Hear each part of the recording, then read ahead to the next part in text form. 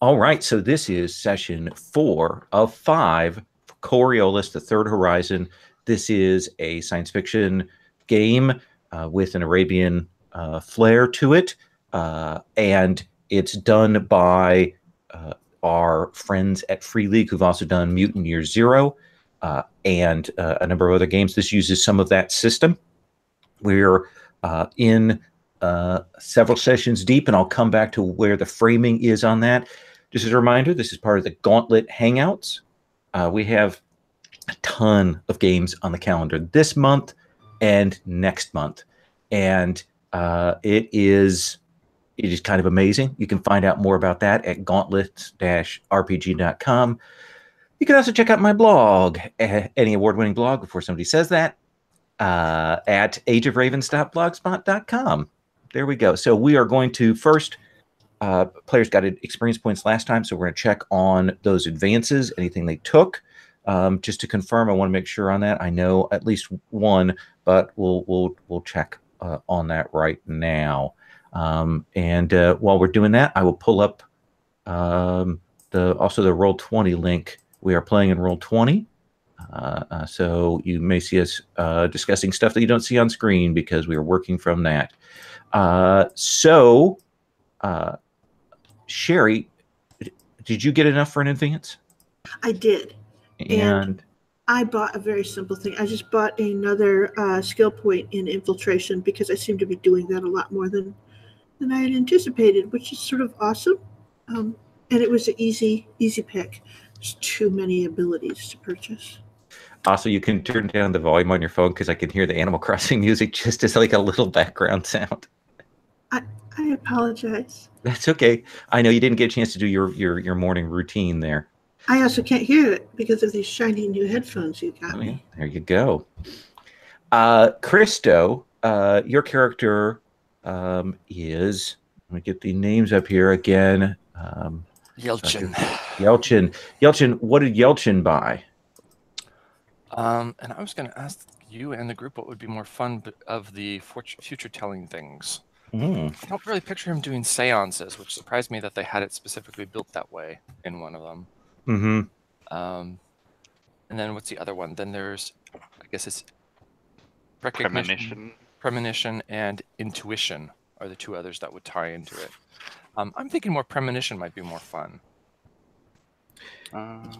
I'll say from having the stop power, which is entirely dependent on other people doing something actionable for you to stop.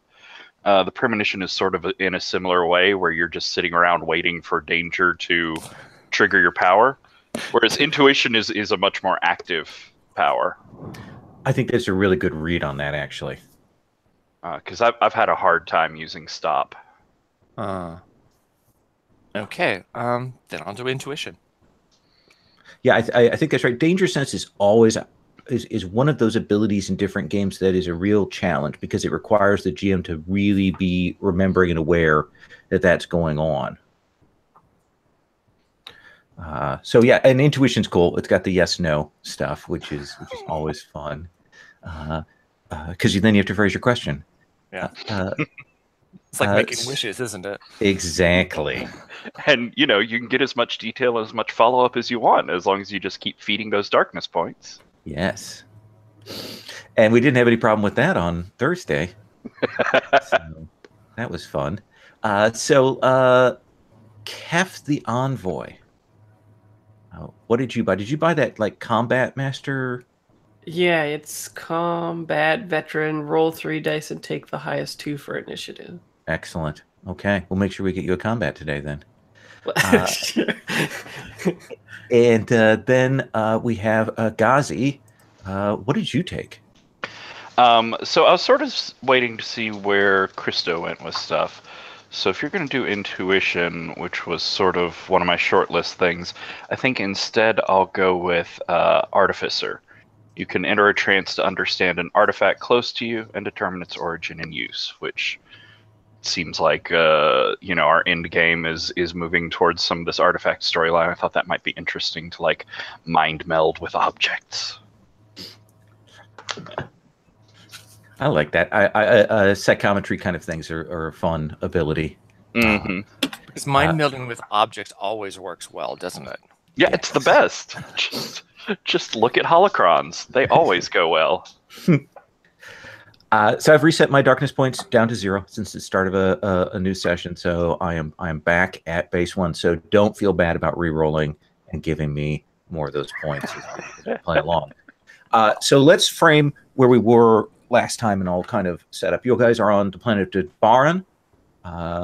It is a wealthy first-comer planet. There is a great sort of hard scrabble desert area to it, and then also the lowlands around the equator, which are verdant and lush. That's where most of the industry is. But then the Dars, the leaders of the nobility, have these oasis domes that are out, in the highlands by the deserts and so on. Their power, and of course, it's all the irrigation that goes up to them. There's a lot of tension here because the Zenithians want to get more control here on Debaran. They're going to get more influence, especially the consortium, the corporate entities.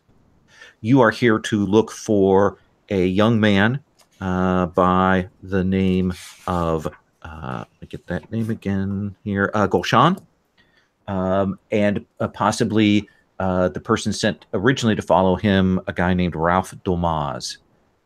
Now, you found out last time when you landed on the planet at one of the cities there that essentially Gulshan's revolutionary cell had been infiltrated and apparently had been sent against one of these Dars, manipulated, you're guessing, to interfere there and possibly attack. And Dar Yadgar was the name. And most of the cell were captured and killed, but at least a couple made it out into the desert and are probably wandering around there. You're able to put some information together and find out that Ralph Damas had gone out to the oasis of Dar Yadgar. His vehicle is still there. You suspect he might be out in the desert looking for Gulshan, or maybe with Gulshan. You're not sure. But clearly, the whole thing behind this is that one of the consortium companies had put a person named Baltabek in and used him to manipulate. And you know that there was a person on site here in the city who essentially used that threat of the terrorist attack to make good connections between an archaeological expedition and Dar Yadgar. So you suspect that group, that archaeologist and her team, are probably from the consortium as well. There is a very quiet consortium ship from that particular company that's in orbit and has been here for a long time. And so you've talked about going out towards that area, whether you want to be quiet about it and get your grav sleds, essentially one of those, which is something you had discussed. You got some equipment for that. Another option, of course, is to be a little louder and take your ship out there, since it is a planetary ship. That's a special ability that you bought. And I don't think that's something that we had mentioned last time, so I wanted to put that on the table. It is louder. It will definitely raise more attention and perhaps attract undue attention to the situation. Still owe a lot of money on it. Yes, there is that. So we take up there now. We have a couple places we can start. If there's something else you guys want to do in the city, we can start there, or we can wipe cut out to however you're going out on the road, and then flashback if there's anything we need. What's your preference for that? I know, Sherry, you had mentioned to me afterwards that you had something you wanted to do in town, but I wanted to make sure that was still the case. 1 week later, I don't recall precisely what it was, so I apologize. Oh, yeah, let me remind you as well, your nemesis is on site. The reporter who is looking into what's going on with you're being sent here. Nefrit Garud. Mm-hmm. And didn't she just find Yelchin in the bar? Yes. So we don't have to play that out, though. It can be sort of like he might have a blackout and not remember anything that happened. That sounds good to me. That sounds appropriate. So, Ghazi, where would you like to start? I'm interested in either having like a little intro scene in that, like the night in between us finding stuff and doing stuff, or having some flashbacks on the road, just because I have something from the night I want to do. Okay, well let's start here, and then we can cut onto you guys on the road. So what's the scene you'd like to frame here first? So I figure Ghazi, at least, for staying in like an inn or a hotel or something, something that's not the bunk on the ship, just because it's a nice change every now and then. But while he's sleeping in the middle of the night, I think there's this, oh dear. Go on, I'll mute. There's this strange ringing noise. Anyways, there's this light that starts to leak from under his eyelids. It's that same golden light that like his eyes had turned gold before. And he starts sort of thrashing as this light, I don't know, like extends sort of luminous around his body. And I think just in the middle of the night, all of these like troubles going on, he's dreaming about his sister. And I think like his mind walker power activates and reaches out to her. And so it doesn't have to be anything like particularly ominous or like important or whatever. But like I'm just curious about what visions, what scenes he would get of his sister off what she's doing right now, what she's seeing or hearing or feeling physically, not thinking or feeling emotionally. You want to circle around to that? No, I have an answer. Okay. Because all things are connected in this universe. Of course. You will see her sitting up in bed, and she has pulled the sheets up, and you can tell she's uncomfortable. And she kind of looks around the bedroom, and she'll look over at the guy asleep next to her in the bed. Somebody you don't think you've seen him before, and yet he seems familiar. Like maybe you haven't met him, but maybe you've seen him somewhere. And it has the look of like a quiet place on the Coriolis station. Like this is clearly an illicit affair. And she kind of looks around in that way that says to you she's regretting her choices. Does that seem fair? Yeah. I think like Ghazi in his dream and in his sleep starts to like call out her name a couple of times. And then as this like glow winks out from his body, he wakes up sort of panting in a sweat.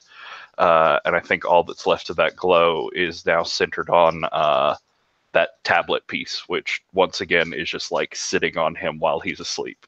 Okay. Was on the ship. Now here. Now. I like that. We'll do a cut from that scene to our negotiator Kiran, and we'll see the shot of her looking through some hollow papers, and we see the face of the person that was next to your sister in bed. And we'll see Kiran turn the page away from her fiance's image there, and move on to other things. Kiran, did you think of the thing you wanted to do in town? Perfect. I think that what I wanted to look into is we had heard that there was an archaeologist who had the other piece that might have gone with this piece that we have. And there's sort of this strange symmetry of things here. So she's going to check a little bit closer to see if the convenient archaeologist that we're dealing with has some tie to that other part of the artifact. Okay. What do you think, that data gen for researching, or how are you doing this?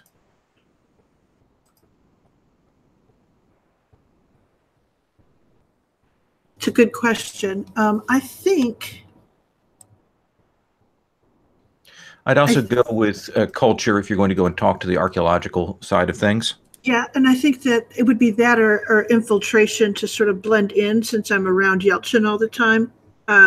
Essentially, literally to go around all of the data things and go to the people that do the day-to-day packing and go along with the digs and stuff to see like what the nature of what that woman was taking with her or carrying with her, because I'm looking for another tile.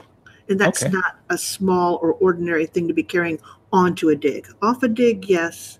Onto a dig, no. Let's have you make that culture roll. Okay. Culture. Yikes. Okay.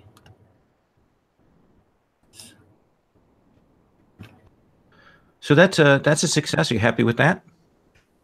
Yeah, I will take what I can get. Are you more interested in finding out about what this suspect archaeologist is doing here, or about a connection to the other tablet?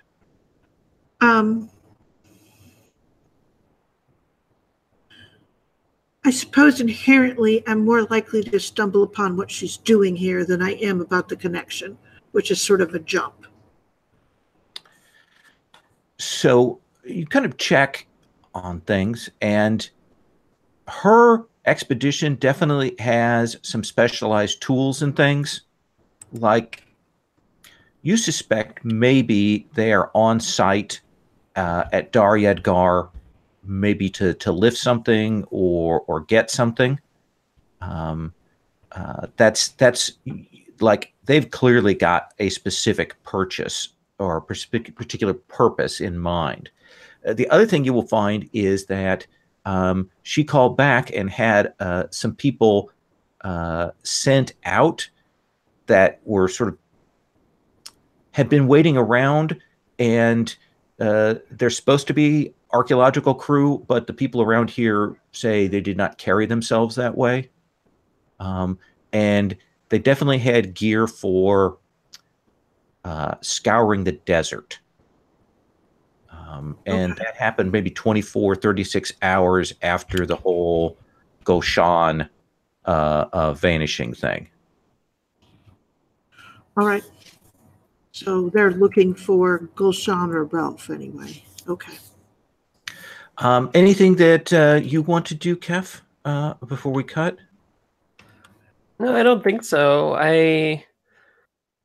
No, not that I can think of. What's one special tool that you're able to come upon cheaply for this operation? A special tool? Yeah. I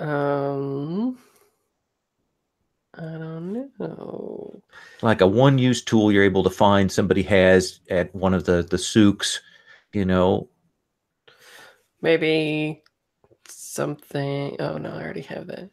I was like, what about a sensor that lets me know when people are near? No, I have that. A proximity sensor. I don't know. I think I have most things that I want. Okay. Maybe Yelchin buys it. Yelchin doesn't have any money left. He went on a drinking binge and bought drinks for everybody. But you find it cheaply, Yelchin. Well, how about this? When you wake up from your blackout, Yelchin, what do you have on you that you're like, oh shit, I didn't pay for this? That's a good question.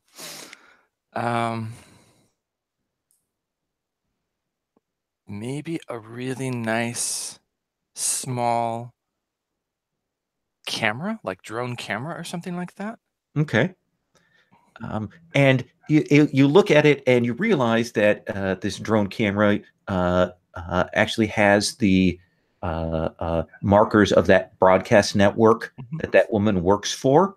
And it's clearly property of, but you've got a hold of it, and you're not sure what happens. You have a vague memory. Maybe you ran into her. Yeah. Oh, yeah. I'm sure he'll just like throw it into his bag and think, oh, coffee. Cafe. Oh, whatever we call it here in this universe. Cafe. It's cafe if it's good. It's cha if it's street coffee, which is mostly brown water with a little bit of chemical flavoring to it. You need And something greasy right now, Yelchin. Don't worry about the coffee. So let me ask Ghazi, is the plan to grav sled subtly out or to take the ship? I like quieter to start with, so I think the plan is to grav sled out there and see if we can find any sort of like signal trace on the kid or on Ralph. Okay, that seems good to me. And your contact here, Hatima, will be able to make those arrangements for the grav sled. Has that taken care of. Do you want that non-registered? Yeah. Okay. She's your friend. She will make that. She will say this one doesn't have a transponder, and it may have fallen off a caravan elsewhere. So just bring it back because it is worth some money. You'd think someone would have tied it down then. Exactly, or not left the keys in it, or whatever happened there. People are just shockingly irresponsible sometimes.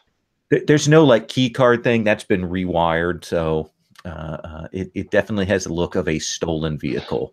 If anyone looks inside. Gotcha. So let me ask you this: you've got a couple of places you could go, and I want to know what your approach would be for this whole thing.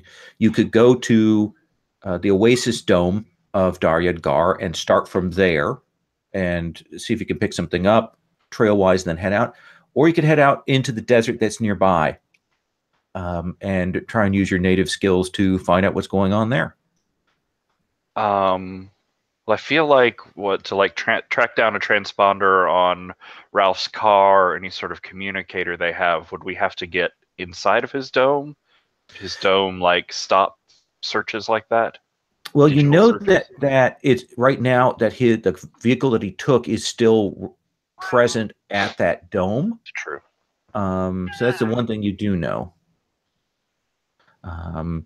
So you suspect that probably that isn't on him and not necessarily tied to where he's at, but it might have some evidence.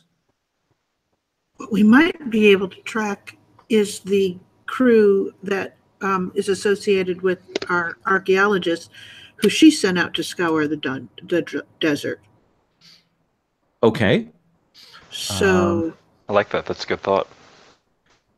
Essentially, they probably wouldn't have had any compunction about using, I don't know, rented vehicles to get out there. So they would have a transponder. I like it. So to hack and trace that, I think is going to be a data gen roll, and to see sort of how close you can get, what information you're going to find, and then we'll also have a piloting role for getting this out there into this desert area. So let's start with you, Ghazi. Okay. I've got my communicator sort of wired through my security tablet right now. So as we get into sort of a range that we can start to pick up on those sort of things, and we can work through the filtering of that dome. Yeah, Ghazi has this like equivalent of space duct tape together jury rigged sort of thing that he's searching out with and madly tapping buttons on. Data gen. And who did you pray to today? We're out being sneaky-ish, aren't we? That is true. Let's see. So survival is the traveler. Infiltration is the faceless. Data gen is the messenger. Science and tech is also the messenger. Yeah, probably that then. I Okay. don't think Ghazi would be expecting to be the one to lean on survival. So, data gen, you, and then another window, and then a thing, and nothing's happening. Okay, let's try that one more time. You.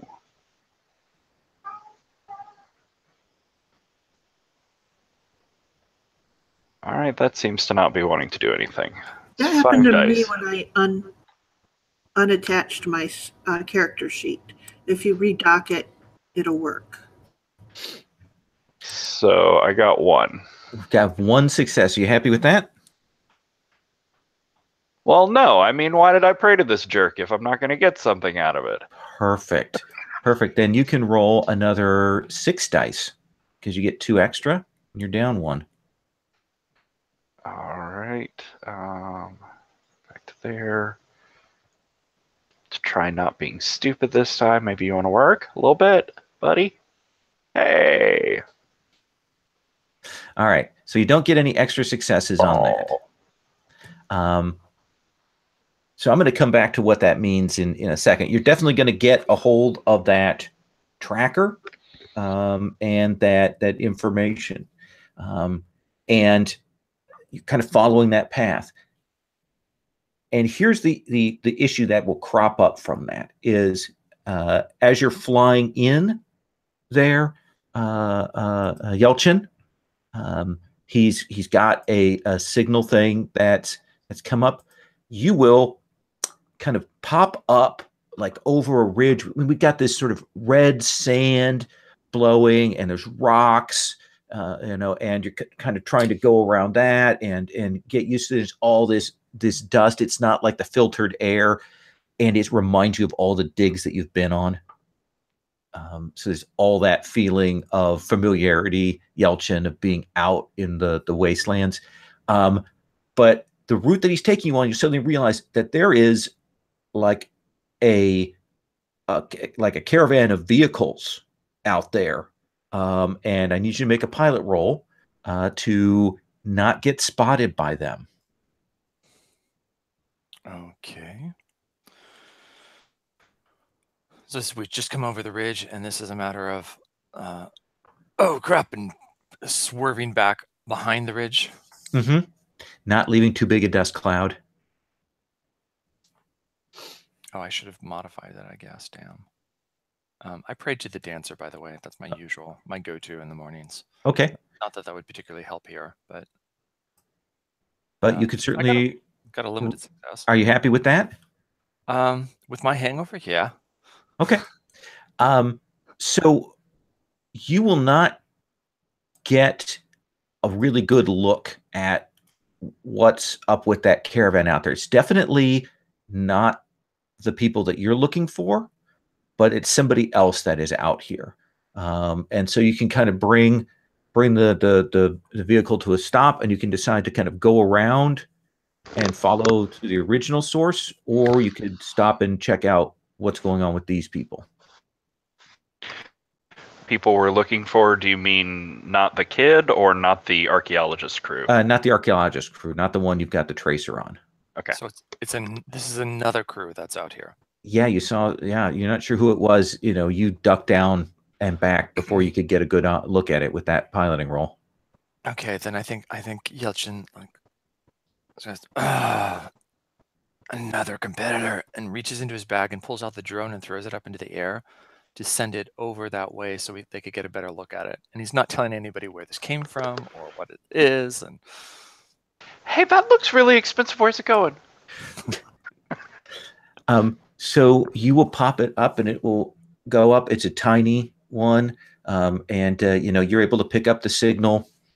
Someone else is able to pick up the signal. We won't go there.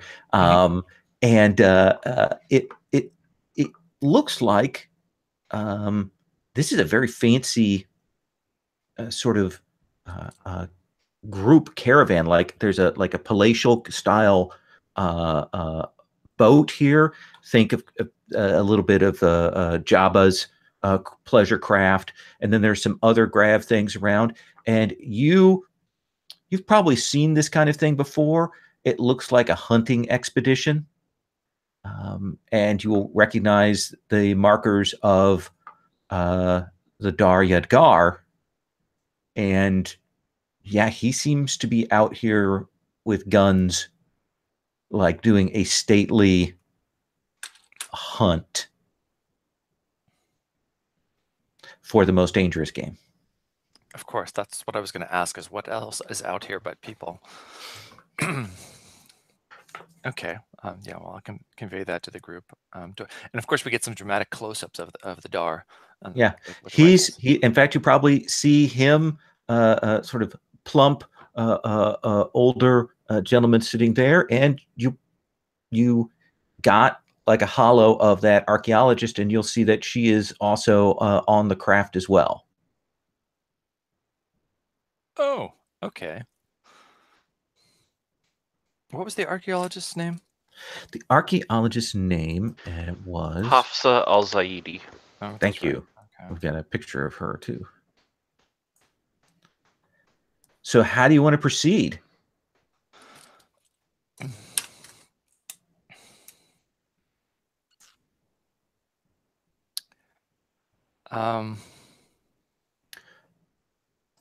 I was thinking of using my premonition. Okay. Please do. Hold on. Let me adjust my darkness point. Now I have to. There we go. Go on. You were saying? Do they know where Gulshan is? No. Okay. No, they are out here for the entertainment of hunting some Zenithian terrorist dogs down. They're having tea right now.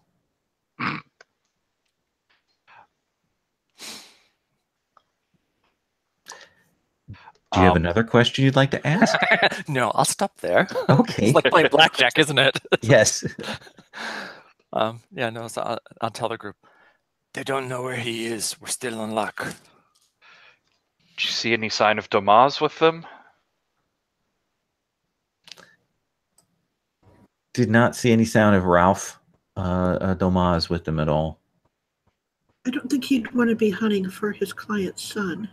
I mean, well, no, I don't think he'd want to be. Oh, no, but we had the impression he had left already. So the trick is knowing if the archaeologist scouring crew is actually looking for Gulshan too, or if they're on some other thing. But we have their transponder. Let's see if they're heading somewhere in particular. All right. So who has a really good infiltration score? Kira does. I do. Okay. So you have to kind of plot out how you guys are going to do this quietly and not raise attention from either this group or when you come up onto the other group from them. Okay. Sure. Let's see here. Now, can we help each other? Yeah. All right. Does anyone else have infiltration that could be sighting as well? I do. All right, Kef, I will take your assistance because I'm like that. Okay. Thank you. Ooh. I got a critical success. All right. So I think that we will see that scene of guys going along, the spotting in the distance of some markers. And then you will see a craft, the transponder craft that you're following. It's been covered by one of those camo nets to hide it here. But you can see the tracks of some people who've fanned out. And you can see as you've come up that there's a group. They clearly have been walking around this area. In the distance, you can see some rubble. Like this area is rocky. There might be some ruins there. It's a good place for people to hide. And you will see that there's just one guard here on the vehicle, and the other people have clearly headed out, loaded for bear to go hunt in those ruins. They clearly suspect that whoever they're looking for is there. And you have the drop on them. So let me ask you this, Kef. Where are you? Keeping in mind you have absolute surprise. What is my best weapon? I have hanging from the tiny drone. Quietest weapon. Quietest weapon. I was gonna say, which of these weapons could you get into through the port? Because weren't we like, didn't we have to go through customs, and the only one you could take through was like the old blunderbuss? That's right. But we're out of the desert now. Do you think there's a flashback to you getting all your weapons off the ship before you left? Probably not. I would more than be glad to have you. And in Blades in the Dark, that'd be stressed. Here, what would be a mechanic that we could do that would be for this flashback, something like that? Yeah, I wonder what it is. Like some sort of point economy, you mean? Yes, yes. Would you like to have your weapons with you, Fraser? Well, you said I have my long rifle already, right? Yeah. So the only thing I think I don't have is my Vulcan cricket. That's right. So you probably have your knife and that kind of thing. Yeah. Well, why doesn't Yelchin play a dark point and like pops open a compartment in the gravity sled and like, I thought you might need these. Does that work for you? So you can have your others? Okay, sounds good. So where are you when you have those? Tell me the scene. Is your intention to take this guy down or what? If we're infiltrating, I think so. I think I want to get pretty close behind him with my knife ready, and then do the cut the throat thing from behind. What is Kieran's plan? She's the one leading the infiltration. I would think I would like him to die silently. Okay. And then to make sure that we have control over that vehicle. Okay, yeah. So I guess I'll just do that. I'll sneak up behind and do the throat cut. You got critical success. This guy is standing watching, but you pop up. Describe to me, where do you come out from under the hovering vehicle, or from atop, or do you climb out of the sand, leap up out of that? None of those. Maybe I come down, we see Kieran sneaking up and Kef is with her, but then we cut to Kieran, maybe the guy just starts turning, and the guy we expect on camera to see Kieran and Kef, but Kef isn't there, and then I crash down from below and knife him through the jugular and the neck. Yeah, there's that of it, and he will go down, and there'll be that slight bit of blood sprays. He hits the ground. It'll kind of do that thing, where you see water hit sand, and it'll make the reddish sand even darker there, and he is dead. Just a mild outcropping jump, Oh yeah, as one does. Absolutely, not orbital, but certainly up there. And yes, you guys have control with that critical of this vehicle. What do you want to do next?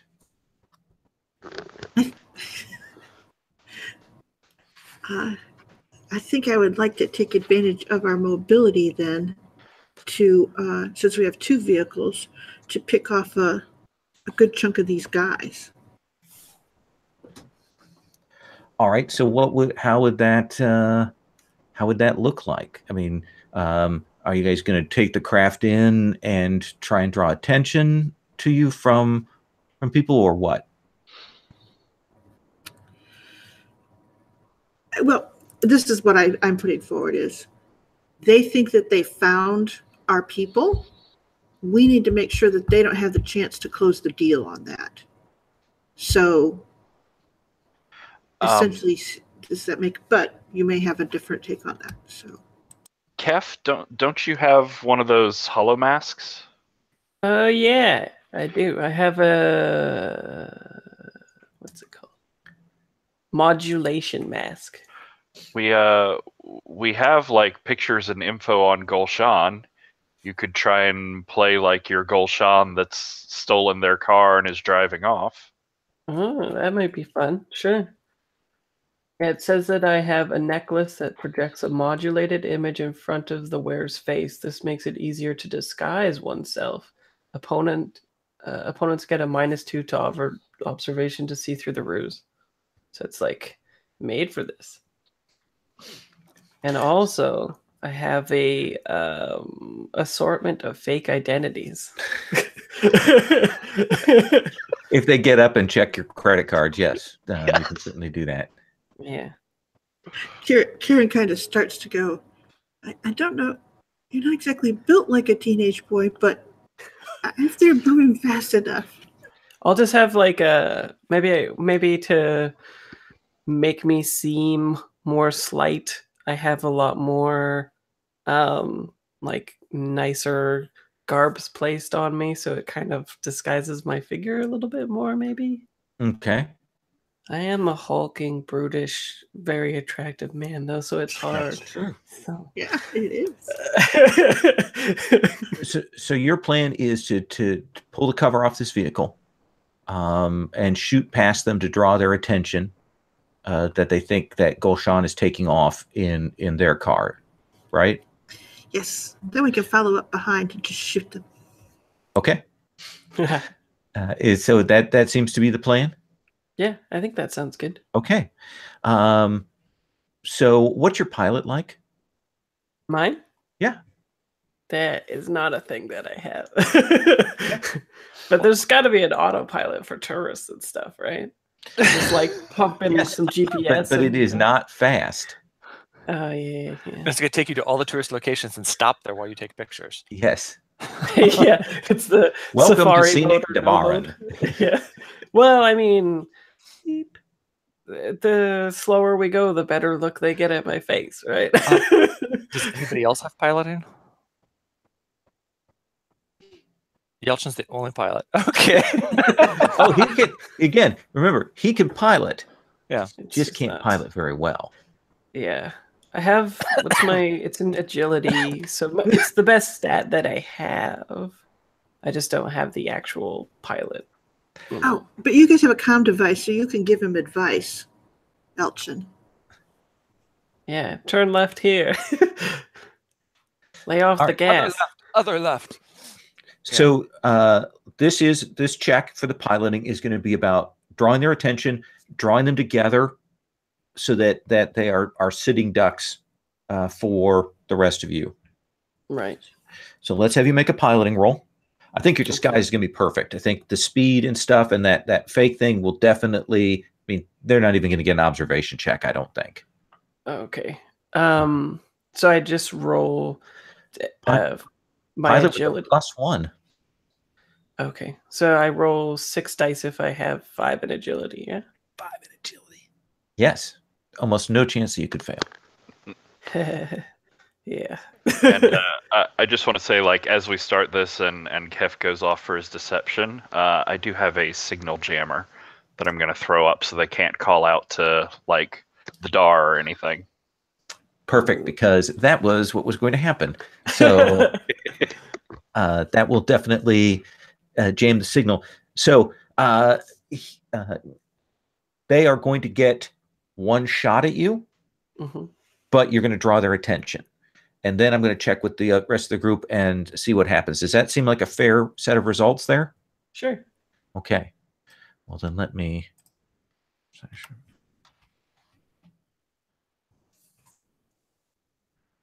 Okay. So as soon as you go by, and they look, and then they realize their friend is not in the driver's seat. They all, and you can see them pop out. They've got like camo over them, like desert camo. They're clearly got visor goggles on to spot it at a distance. I mean, they're loaded to murder. And you will draw them out, and you didn't even see them before the vehicle goes skating by. And they pop out, and two of them start running. One of them takes position, and he will shoot, and he will do 2 points of damage to you. Okay. And then doesn't get enough extra successes to generate anything. So you can roll your armor, not your shield, but your armor. Okay, so I have armor. I have armored clothing rating 3. Okay, just roll 3d6. Nope. And so a 1. You're just going to take those 2 points of damage. Okay, is it like Mutineer 0 row 1 hurts my armor? Nope, they don't have gear dice in this one. That's good. So okay. He stands and he fires his long rifle, and where does he catch you? Back, shoulder? Yeah, the shoulder. I got like some blaster burns. Okay. So there are 3 nasty guys. They have their attention completely drawn. Surprise attack from you. So I assume, Yelchin, that you're piloting in so that the others can get a shot, or are you trying to shoot while you're piloting? Are you kidding? This is Yelchin. Okay. I'm hoping that they're all lined up so I can just like run them all over. Okay. So you're going to try and ram. They are spread out a little bit. So I will say that you can ram one of them. So let's start with that. Can he do like a finish flick with it and hit the other ones? Like, bam! Let's see if he crits. I mean, so you're saying like I like swing it around so that I like hit it with the back end and throw one guy into the other? Is that the idea? That's really cool. I like that. Okay. So wait. So before I hit the button, what can I add to this, if anything? I think there's probably a 1 die for the craft itself. That seems fair. Okay. And is Kieran with us? She might be able to help you out in this sort of danger situation. This is what I have. I have grenades, but do not have piloting. But I can do anything. Well, so let's see the ramming, and then we'll check in with Ghazi and Kieran. Limited success. No. Are you happy with that? No, I'm not. Okay. And so this is who's for combat? Is it the dancer? Is actually combat? No, the dancer's for evading. I think combat is the judge, maybe? Let me see the icons here. For ranged combat, it's the judge. For melee combat, it's the dancer.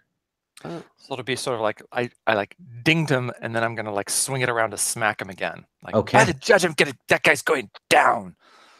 And then I re-roll everything. So if you prayed to them, you get 2 extra dice. So you'll re-roll with a 1 die bonus. Well, I didn't pray to them this morning. This morning I prayed to the dancer. Oh, okay. In that case, then you re-roll with 1 less die. Re-roll with 1 less die. Okay. Got it.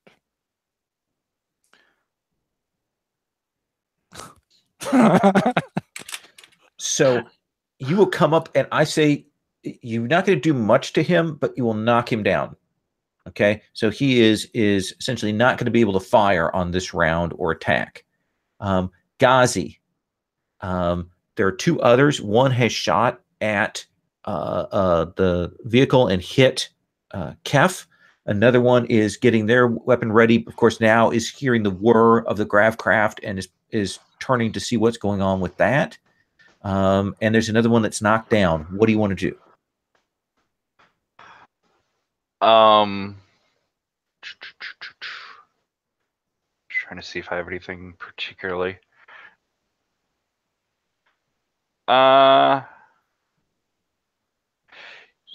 so whichever one of them looks the most mobile, like they are dealing with this the best. Mm-hmm. I have that needler, one of those needlers from when the people originally boarded us, and I'm just firing and sort of strafing at like ankle level on him. So I'm figuring that sort of calf to foot level is probably the least armored and would be sort of annoying. Well, here's the problem, he said, spending a darkness point. That's a very short range weapon. And you're outside of that distance right now. I throw it at them.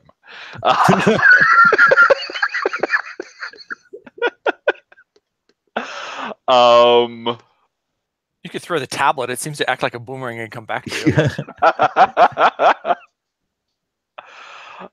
I fire it blindly, not understanding weapon ranges, and see if Kieran has anything for this situation. Okay, so you'll fire that out, and it is the thing is it is made for short range combat inside the ship, and neither will go off, and there'll be that, and you'll see the little sparks of the needles hitting the sand, maybe a good 10, 15 feet away from him. Kieran. In order to stop as much firing as I can, I'm going to throw a stun grenade at the guy who hasn't yet fired, since I assume there'll be a small bit of recovery on the part of the other person. That does seem reasonable. So you go ahead and roll. Okay. Oh, I will re-roll. Dang it. Yay, I got a little something. So I will say that you will catch just this guy, but the radius isn't going to catch the other guy. Okay. Okay. Thank you. And the stun grenade does 1, and what's the blast power on that? Just checking something here.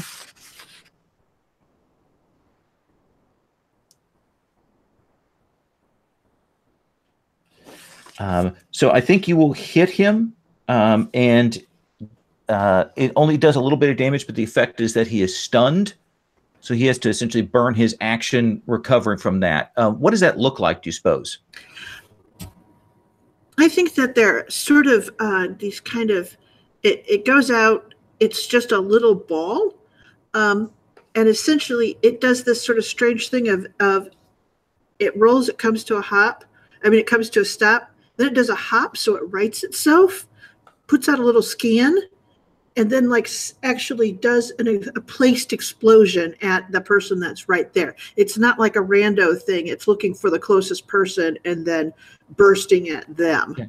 And there'll be that cloud of sand that goes up from the concussion force of this, and he'll be knocked to the ground. And so he's not going to get to fire. Let's actually roll initiative. And I believe initiative is a D6 plus your agility. Mr. Me. Because I have 3 dice or whatever, right? Yeah. Okay, so 3d6 plus my agilities. So it'd be plus 5 then, because I have 5 agility. Yeah. Oh, rough day. So that's going to be a 7, right? 8, because I take the top 2. Oh, you take the top 2. Yeah. So yeah, 8. What about you, Kieran? Initiative? Got a 7. And Ghazi?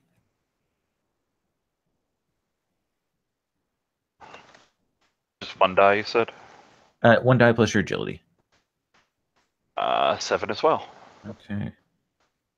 And Yelchin? All right.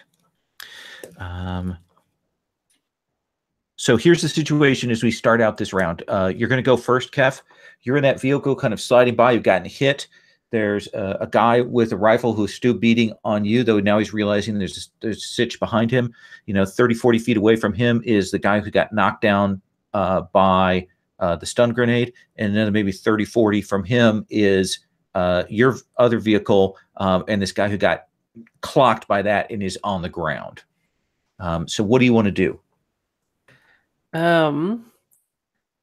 I wonder, would it be possible to like crest a hill and then when the guy comes after me, I could like shoot him in the face with my long rifle because he has to crest the hill first before he sees me.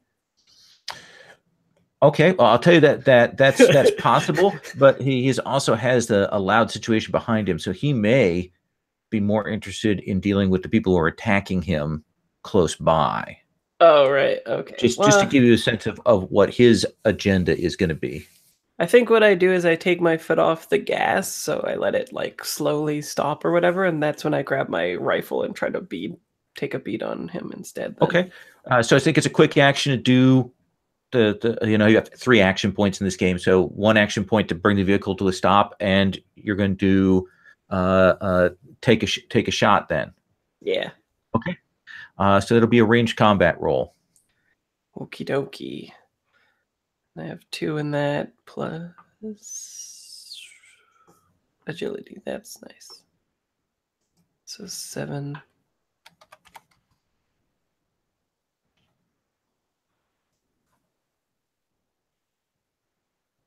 So I can just roll the actual melee button and it will do it, or range combat button, it will do it. It should. Though you want to put in your bonus die for your weapon. Oh, I didn't do that, but let's see. Well, then go ahead and re-roll it. Or no, you got it. So I guess I'll start praying. Who did you pray to this morning? Probably always the judge, so it's not ranged, right? The judge, the dancer is melee, the judge is ranged. Oh, the judge is ranged. Okay. Yes. Yeah, my icon is the judge, so okay. I'll do that. You can re-roll with 2 extra dice. Okay. So it would be 3 this time because I have the bonus from my weapon as well. Yes. Cool. Oh, actually, the long rifle doesn't have a bonus, it says. Oh, it doesn't? Okay, well, then you don't get a bonus die. Yeah. Rough day. So, okay, let's see what happens. Haha. I got 2 successes. Got 2 successes. So you don't what's the crit number on the long rifle? It is 2. Okay, so you don't have quite enough extra successes to do a crit, but you can put that extra success into damage if you want. Sure. Yeah, that sounds good. So what is the base damage on the weapon? It is 2. Okay. So that's 3 points. That will hit him solidly. And his armor doesn't protect him from that. So he takes a major hit there from that shot. The stunned guy also gets up on 8. And he's going to roll and do a quick pistol shot at you, Kieran. I think it's going to be a quick shot because he's going to have to get that out because he doesn't want to use the rifle. So then he'll beat that. So he doesn't get any bonus dice. Is there any way I can jump in front of that mechanically or like help her? I don't know. Yeah, I would say if you want to, you could abort your action to do that. Yeah, I think there's sort of this flash and the stress and everything going by of that dream I had, like my sister, like her face looking in a mirror, and I just see the same sort of determined expression on Kieran, who's always sort of reminded me of her. Okay. And I think just without thinking, I jump in the way of it, sort of yelling, "No!" And I don't know what my sister's name is, but I'll yell that out. Okay. That is a dexterity roll, is what that is. Oh, boo. Are you going to use your stop ability? I can't do attackers. Yeah, it's really weird. But yeah, you can't use the stop to stop an attack. Dexterity, you said? Yes, it did. So I have 1 skill in that. I got a 1. Okay. So yeah, you get in the way and you draw off his fire there. Essentially, he tries to shoot at you. This does burn your action, but this fires off a burst and will knock that aside there. Kieran on 7, and Ghazi would have gone on 7, but he went now. Kieran? Okay, so here's this guy. He's fired on. I thought it was going to be me, but Ghazi, and I'm like, Ghazi, no! And I think I sort of, again, I throw myself in front of him, but now I've got my knife out and I go after this guy. I mean, now it's become super, I've got to kill this guy because Ghazi's out here. Okay, so you've got 3 AP on your action. So let's say the 1 AP is spent doing that leap and move over to him to close the gap. All right. And you can make a standard attack then, melee. Thank you. All right. As I was jumping in front of you, I yell out, Yara, no! That'll be my sister's name. I'll give you 2 extra dice as well, because this guy's on the ground. Okay.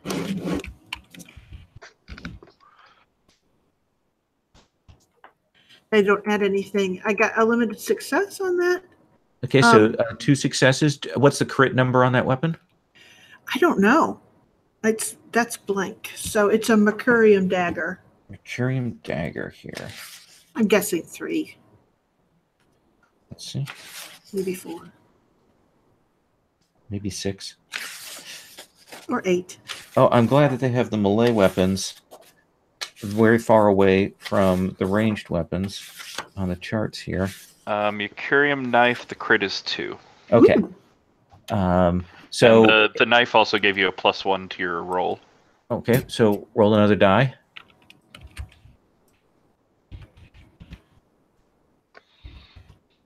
Three.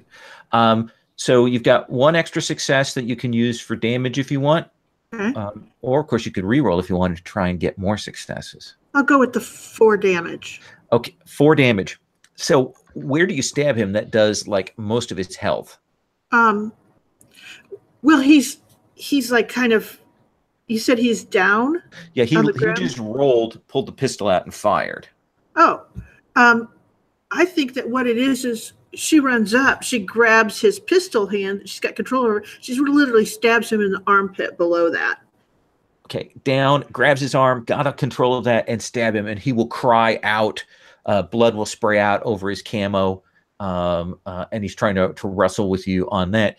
Yelchin, it is your action. You go just before these guys go. So give me the layout. So the other 2 jumped out of the vehicle, I take it? So I think that Kieran is out of the vehicle by the guy in the middle. There's the guy who's getting up in front of your vehicle. Mm-hmm. I think Ghazi is still on your vehicle with you. And then further away is the guy with the rifle who's gotten shot by Kef. And nobody's going after Kef right now. Oh, he hasn't gone yet. No, but nobody's. Oh, what I'm asking is, one of these opponents planning on going after Kef? Does it look? Yeah, now they took the rifle shot from Kef. His attention will be drawn at shooting Kef. Okay, and so is that actually the one farthest from? Yes, it is. As compared to the guy that's just coming up right in front of my vehicle, correct? That's correct. Can I can I drive through the person getting up in front of my vehicle and head towards the person going to shoot at Kef and make a lot of noise? Let's see your piloting roll. Okay. Yeah. This isn't melee combat? Do you think it's melee combat? Well, it's certainly not ranged combat. It's certainly not ranged. But you are piloting. So if you're re-rolling, you're re-rolling with piloting. Okay. Got it. Had to try. I know, it's fair enough. Okay, got a limited success. Are you happy with that? No, I want this to be dramatic and cool. Then let's have you re-roll. Yeah, okay. So you're going to have to walk me through it. So I'm going to take the positive off from the vehicle then for the re-roll, right? Was that the only distinction? Okay. Yep. Got another one. Okay, so that's 2 successes. So are you more interested in getting up and drawing this guy's attention or knocking this guy down? Or are you just trying to split it 50-50?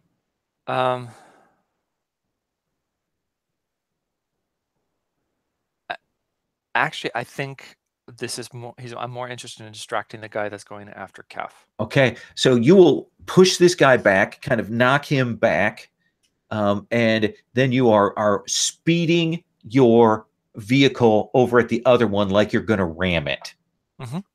And this guy will see that and will spin around to take a snapshot at you, which will burn his extra aiming AP because he's not going to be able to fire, get the aim on you.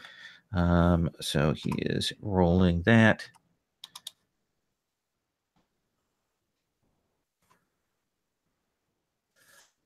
All right. No. Do you have armor on? No. I have no money. I have no armor. Okay. Then right now, let me see here what this is. I have to do that. Let me find the little chart here. So he hits the windscreen on the thing. He only does 2 points of damage to you, but you are concussed as the essentially the slug bounces off your head.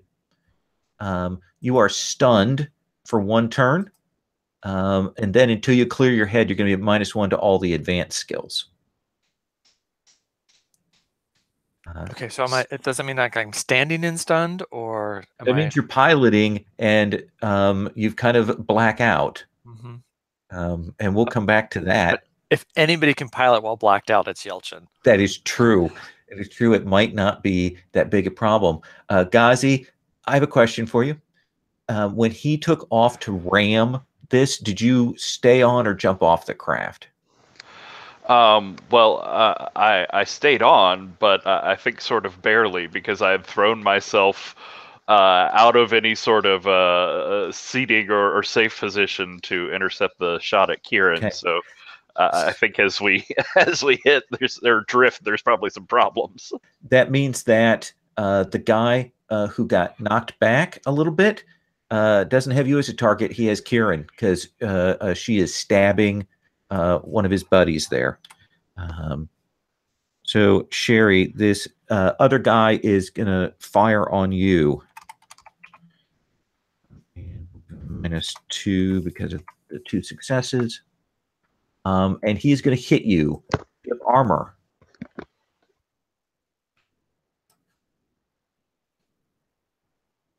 You muted.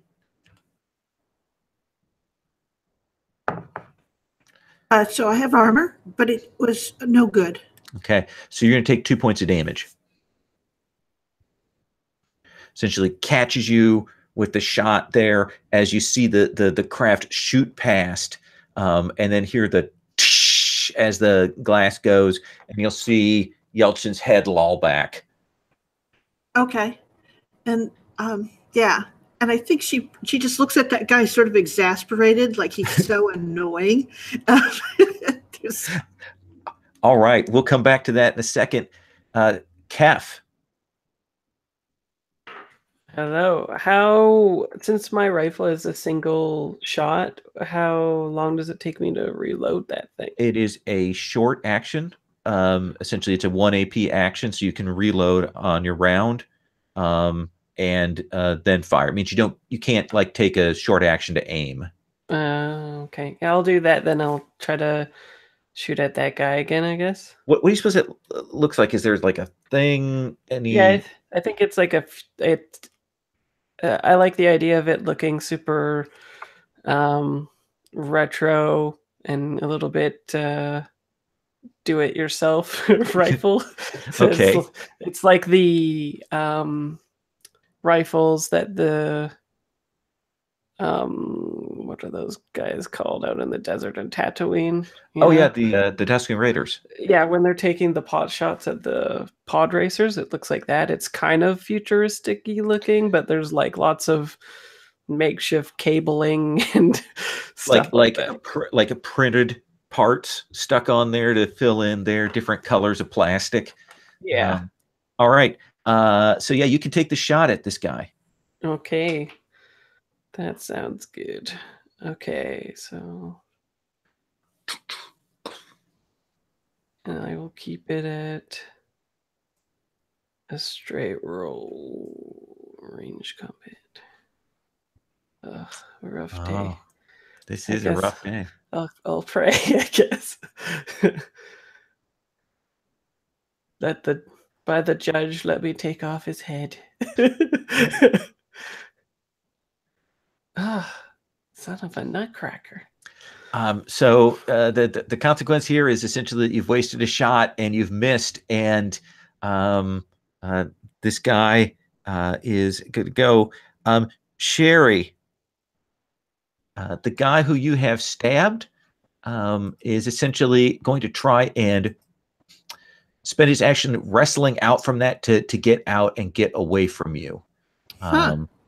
So why don't you do me a favor and roll force? Oh, okay. Yeah, I got a 1.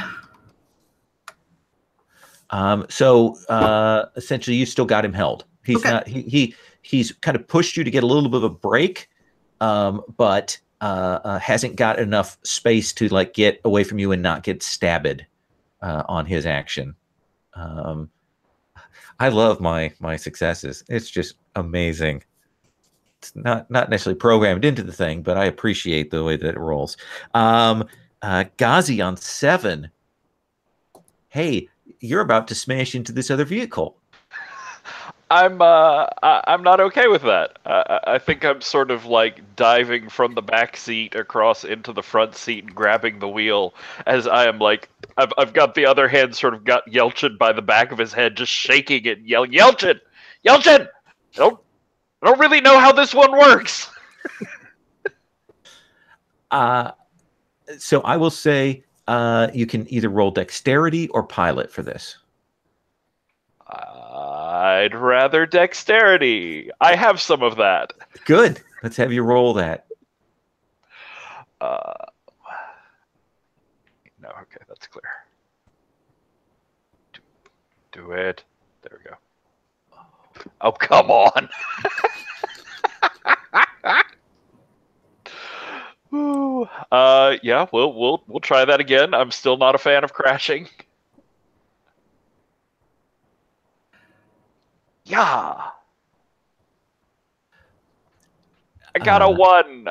So I think a 1 will allow you to bring this vehicle to a stop so that you don't smash it into the other one and potentially break both of them. Does that seem like a fair response? Yeah, do we maybe come like skidding to a stop at like the edge of one of these cliffs or sort of crevasses? Yeah, you kind of both are kind of by that, and this guy, kind of turns and looks at you. He was firing at Kef, but now you're much closer. Yelchin, he has a gun. Yelchin, I think this round is the round that you have to clear your head. Yeah, this is the Yelchin sort of, huh? What? Huh? Gun! There's guns! Here, have a gun. What? That's a bottle. Where did you even get a bottle from? It's a rental. Kieran. Let's see here. I think I'm gonna finish this guy. And I've got him by the arm. Can I kind of pull him up so he's in front of me? I go use him as cover, essentially. Body armor? Okay. Yeah. Let's have you make that melee combat roll. Sure. God damn it. It's like I got a ton of dice. Okay. I'm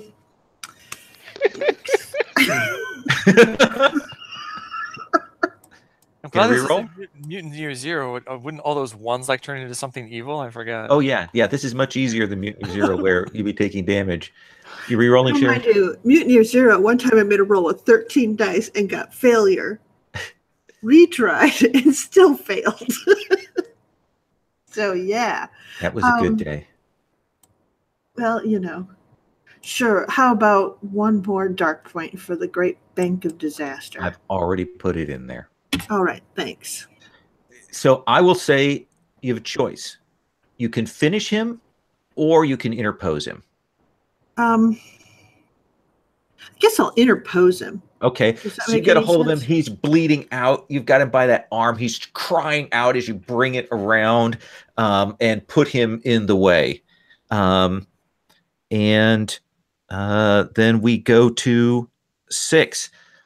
This guy with the rifle essentially has to make a choice between shooting you, Ghazi, or shooting the other guy with the rifle. And you'll see him do that quick mental calculation and sees that you have a needler.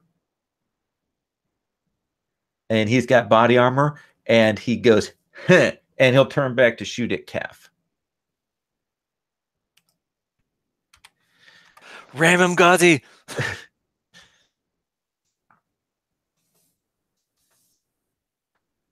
Kef, please roll your armor. Okay. 3d6. Nope. So that's going to be 2 points. Okay. I'm 4 points in to hurting. This guy who was going to fire at you with the now he has his buddy interposed. So he is going to spend a point to swap out and then a point to move to close the distance. And he is essentially just going to try and knock you down.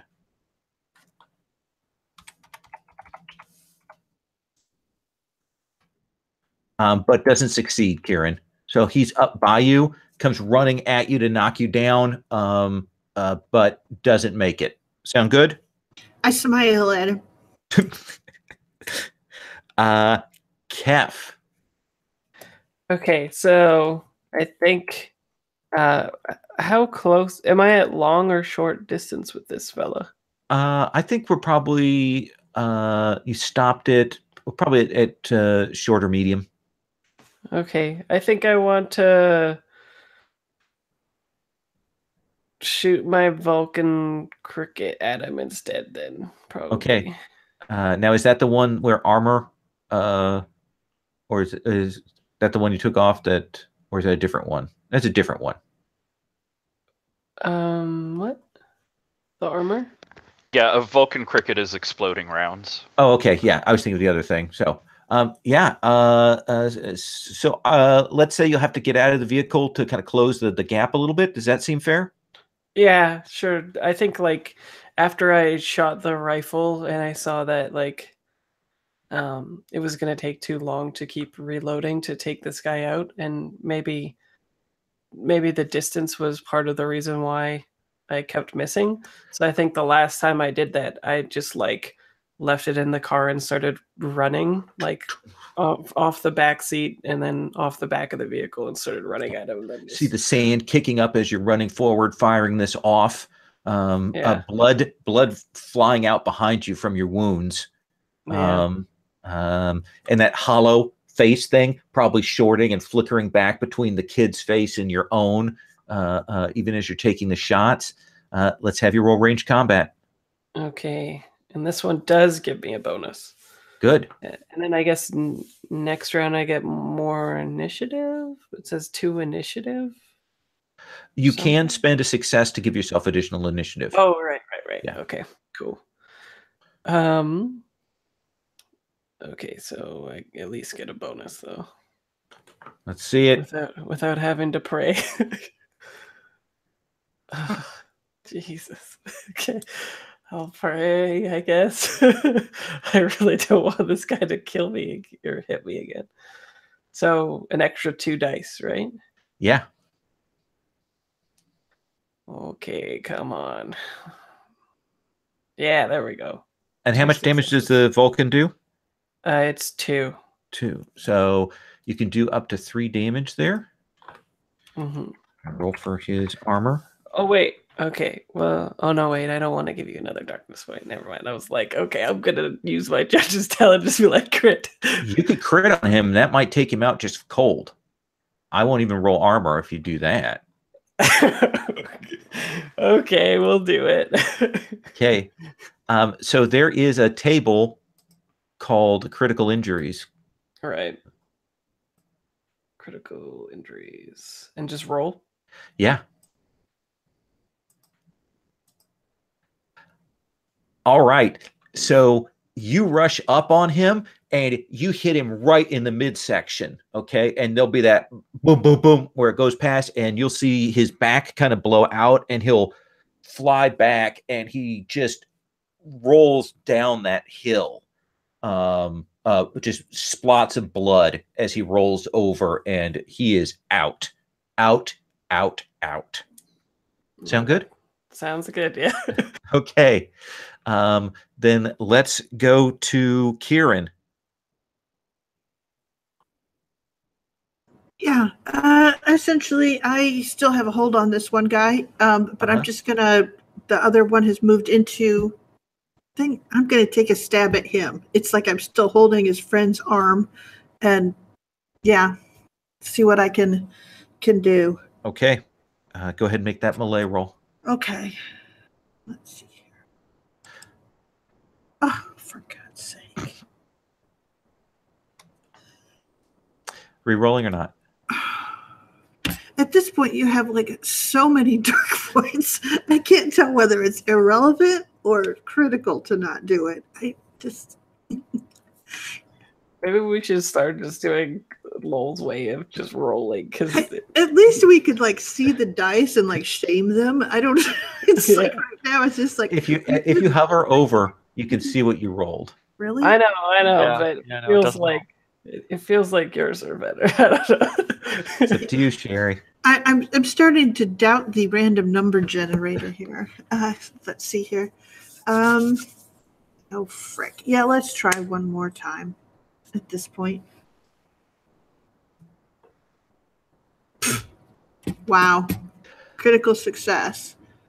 Do you want to roll a crit? God. Where do you roll this thing? So next to the gear, there's the macros thing called collection. To the top of that little sidebar. And I don't see it, so why don't you go ahead and do it? Okay.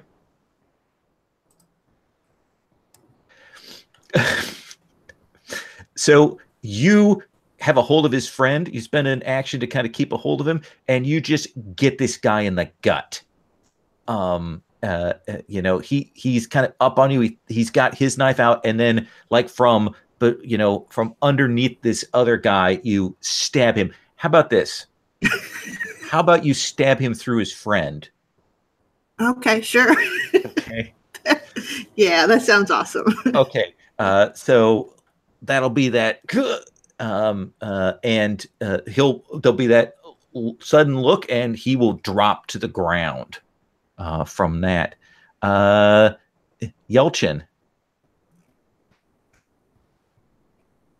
Yes. You are conscious. Cliff, gun, wake up! What? What'd I miss? We're dying in the desert. There's people shooting at us. Maybe you could. They're not afraid of my gun.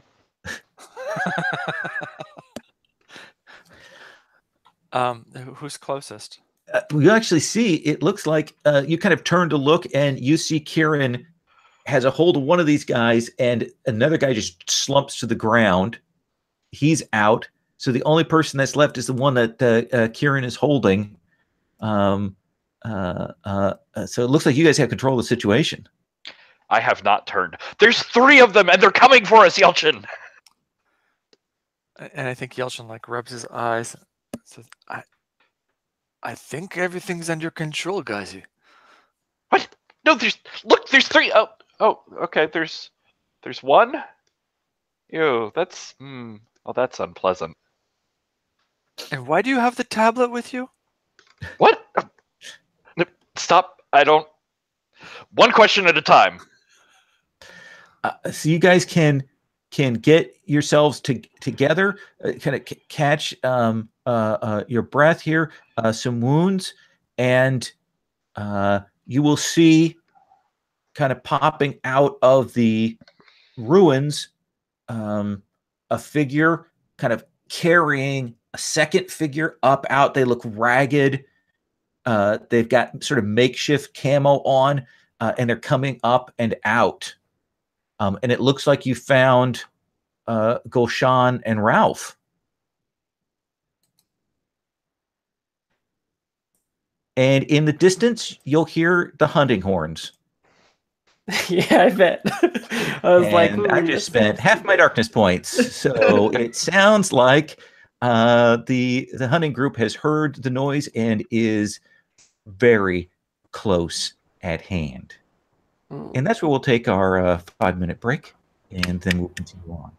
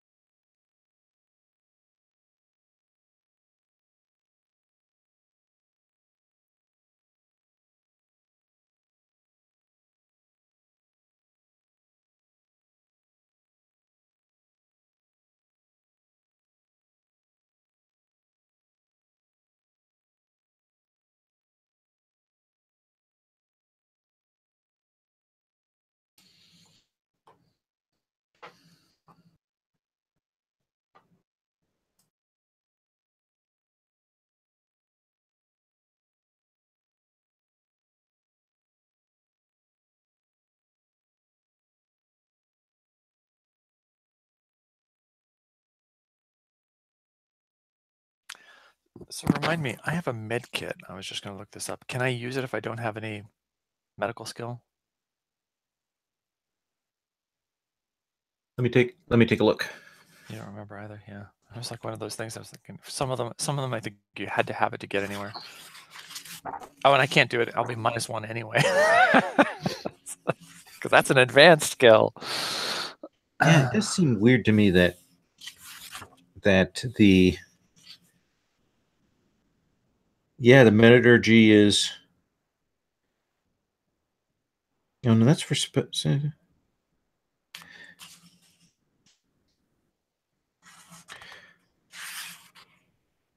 see.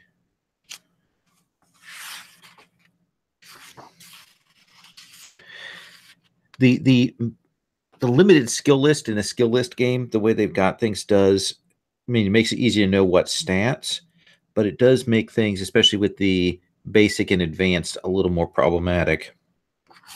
You look at how they describe med kits, because I don't think. I think you should be able to use the med kit even without. Well, the other thing is, if you don't have an advanced skill, if you don't have anything in the advanced skill, you're not supposed to be able to roll it at all. So,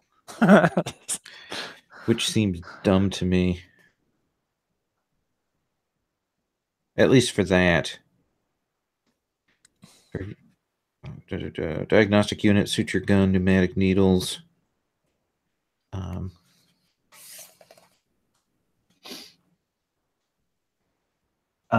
I will say it seems to me that the kit would allow you to do first aid without the metallurgy skill. You just don't get the bonus from the kit. You would roll wits to use it. Does that seem like a fair compromise? It seems more than generous. I'm just wondering if anybody in the group has metallurgy. Let me take a look. Metallurgy. I do not have the wits. I have all the wits, but no the skills. Yeah. Well, this game seems to be like, you should know what you want to be good at. Exactly. I don't have metallurgy either. Uh-oh. So it would just be a wits roll from someone. Okay, well, that can be me, because I have a 5 in wits, so the odds of me being good at that are decent. Do you want to quickly do that for yourself? Not for myself. I was going to do it to somebody else. Let somebody else suffer if I fail. Absolutely. Who's the most injured of us, anyway? Probably Kef. That's what I was thinking. Kef would have been his first choice anyway, because he's got this whole guilt complex around Kef that Kef doesn't understand. So you pull out the suture pistol and the drug injector and go to town on Kef? Yeah, with his eyes crossed because he's concussed. Hold still, Kef. I can do this. Roll wits. Okay. Dun, dun, dun. Roll wits. That just sounds great. Roll wits. That -1 to advanced skills, by the way, is now gone because you've had a chance to recover outside of combat, is what I'm saying. Oh, is it? It's that short term? It's not longer? Okay. So basically, I'm no longer concussed? You're concussed. I will say I'm going to use that as fiction for darkness points later until you get medical. Well, yeah, that didn't work well anyway. With 5 dice, I still got a failure. Okay. Let's see. Who's the medical god icon to pray to? Is there such a thing? Yeah, there is. The metallurgy god or icon is the Lady of Tears herself. Okay. So I guess the first attempt was not very good at sewing this up, and it came loose again. And so sorry, Kef. I got it, but I've sprayed it already with the pain, the anesthesia, so it shouldn't be too bad. He probably doesn't notice. And it's on his back anyway, right? Isn't that where this right? Was? Shoulder. Yeah, shoulder. So yeah, he doesn't see it. So hold still. I've almost got it. But the Lady of the Tears, this better work. Oh God. Can somebody help me here? I think that's going to eat up a little bit of time here. So that's what you're doing. I don't think there's any additional bad effects for this because the failure is just not being able to take care of the wounds. Much like combat failure is, you don't hit. So So maybe it's sewn up but still bleeding, and didn't give him any hit point recovery. Exactly. Okay. So there are these two people staggering towards you. There's the sound of the incoming hunting caravan. You've got the two vehicles here. Ghazi, what do you do? I'm trying to get Yelchin to go. We get everybody in the car. We get the kids sort of idiotically stumbled into one of the back seats, and we need to get out of here. Kieran, may I ask a question? Essentially, can we load the bodies of these other guys up in the thing? And essentially, I'd like to make it look like they're trying to make a getaway, like they're the party trying to make the getaway. So essentially, put the raggedy clothes on them and send them off on a path on essentially just to drag the maybe pull the attention of the hunting party for a moment. Sure. It sounds to me like to rig that up would be like a tech roll. Oh, okay. I have a because we didn't talk about it, but I'm assuming Yelchin's drone was somehow used up in that other use. That seems reasonable. Yeah. Okay. I have a drone I bought as well that's maybe a bit sturdy enough to at least rig into the steering system of the car so that we can like remote drive the car full of Weekend at Bernie's off into the desert. Yeah, and I got some of those sensor smoke grenades that there's no reason that we can't set those to go off sort of to blind your own vehicle escaping? Yeah, essentially like when they're looking at it. All right, so let's say 2 extra dice for the drone and 2 extra dice for the smoke grenade, essentially to complete this plan. I don't have tech. I do. Yeah. Oh, good. She's your engineer. And our negotiator, and our fighter. Our assassin, yeah. Okay. So we are pouring a ton of gear into this. Let's do it.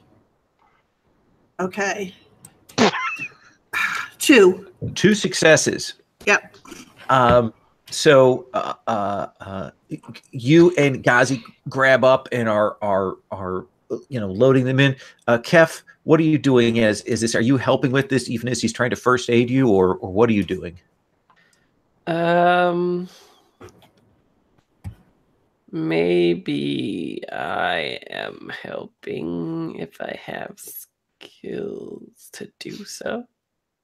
Well, I assume your skills is actually lifting up the heavy bodies and throwing them into the vehicle. That seems legit. Sure. Okay. Even as Yelchin is following behind you, trying to spray the plaskin on your shoulder. Yeah, you pull the stitches.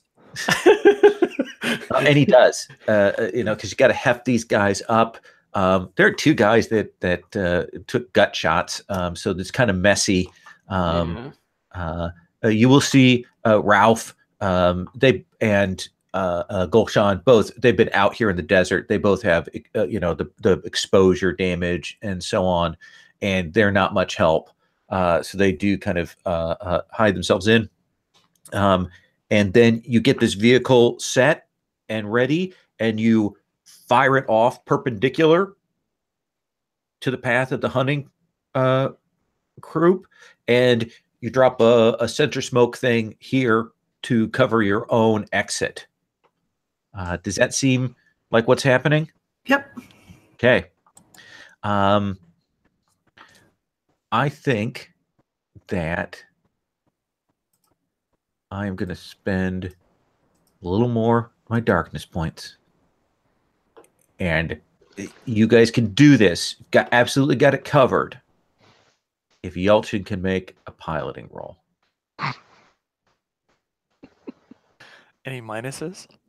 No. We're in a Hyundai loaded down with 6 people. It's been used as a melee weapon. Your vehicle didn't take any damage. It is loaded up. You've got the sensor smoke. You've got no transponder on your vehicle, so just a simple check. Just a simple piloting. Yeah. I was just reading up what I can do. Okay. Dun, dun, dun. I got this. Okay. It is not pretty. Describe to me why it's not pretty. What, the getaway? Yeah. I guess we'd already established that there was some sort of cliff here. Yeah. So I think this is us sort of like skimming along the edge of the cliff and like it going like this because it's a hover thing, a grab thing. So it like tilts a little bit and everybody sort of slides towards the other end. And then I overcompensate and it goes the other way a little bit. And so this is periodically that happening as we make the getaway. So it's not pretty and it's awkward and maybe maybe we've got a couple of people like trying to keep things from falling out of the craft. So you've got this sort of motion as they're like reaching up to try and grab things before they fly out. So, and we'll cut to a shot then I think of Hatima walking around the vehicle. There are great gouges and scrapes on the side of it, bent pieces from the escape. There's the sizzle, and she's looking at you. Okay, well, I guess you did bring it back in one piece, at least.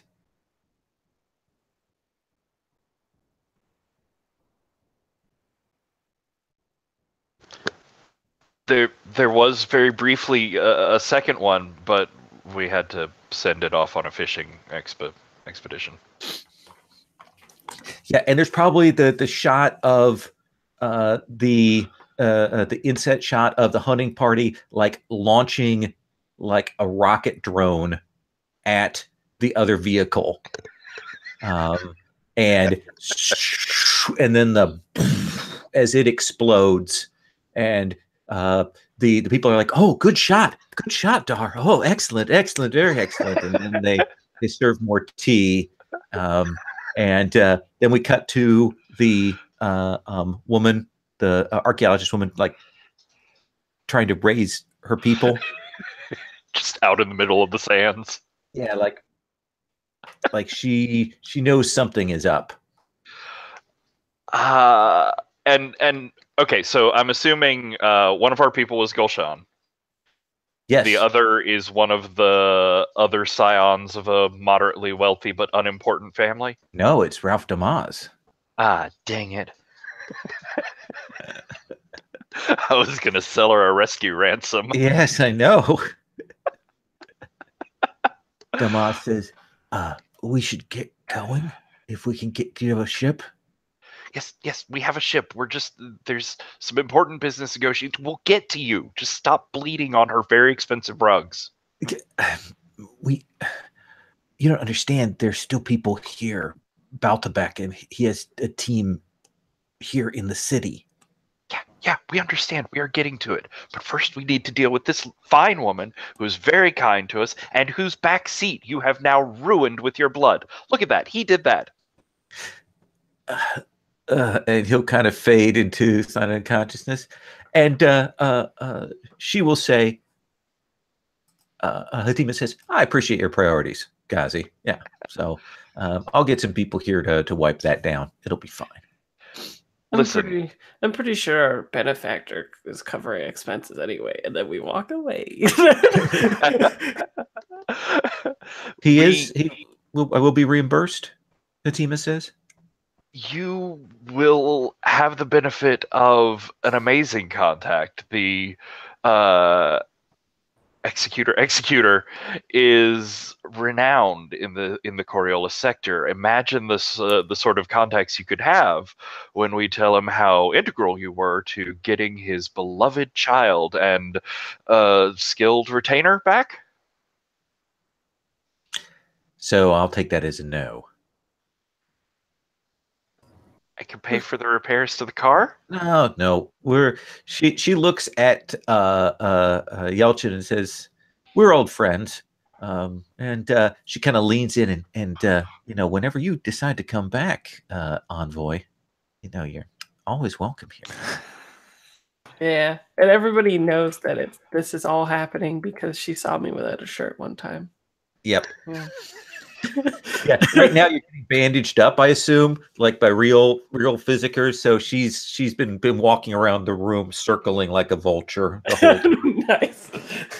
I like it. And she'll say you guys should get going because you're gonna have to get clearance to get off planet, and the sooner you do that, the better. Thank you for your help. You've been amazingly useful. She says, "Look, all things aside, you've given me a name. You pass my name on. If I have to ask for help, I will ask for help there." He's been very professional thus far. He's been an amazing ally to us. I'm sure he'll be nothing but helpful to you. Okay. Then we're even. Good. Now, if you'll excuse us, there's a large party of rich and dangerous people hunting us. And there are. So you guys head to the ship? Yeah, I think it's time to go. I think that it makes sense for us to take this moment to actually make sure that Gulshan and Ralph look okay. I mean, I've just got to hit a little button and my clothes are spotless. So that's not a problem. But just to get them dressed so they look like us when we're boarding. So they're not raising extra alarms, I guess. Absolutely. And get them food and rested. You guys can all heal your damage. Okay, including the concussion. Because she'll be able to get Mediterranean here. And Gulshan, once he kind of gets his strength back, will come over to you, Ghazi, and say, "I'm very important. You need to get me off of this horrible, barbaric first comer world. You don't understand these primitives." Yes, your father has sent us. Don't worry, we have a ship for you to get off of this world full of lovely people that you do have good hearing and should stop insulting. Well, you understand. I mean, you're like me. No, I think there are very few people quite like you. Well, that is true. And he readies himself up in that sort of particularly arrogant 20-something rich kid way. Delightful. Ralph looks at you. Please don't. Please don't.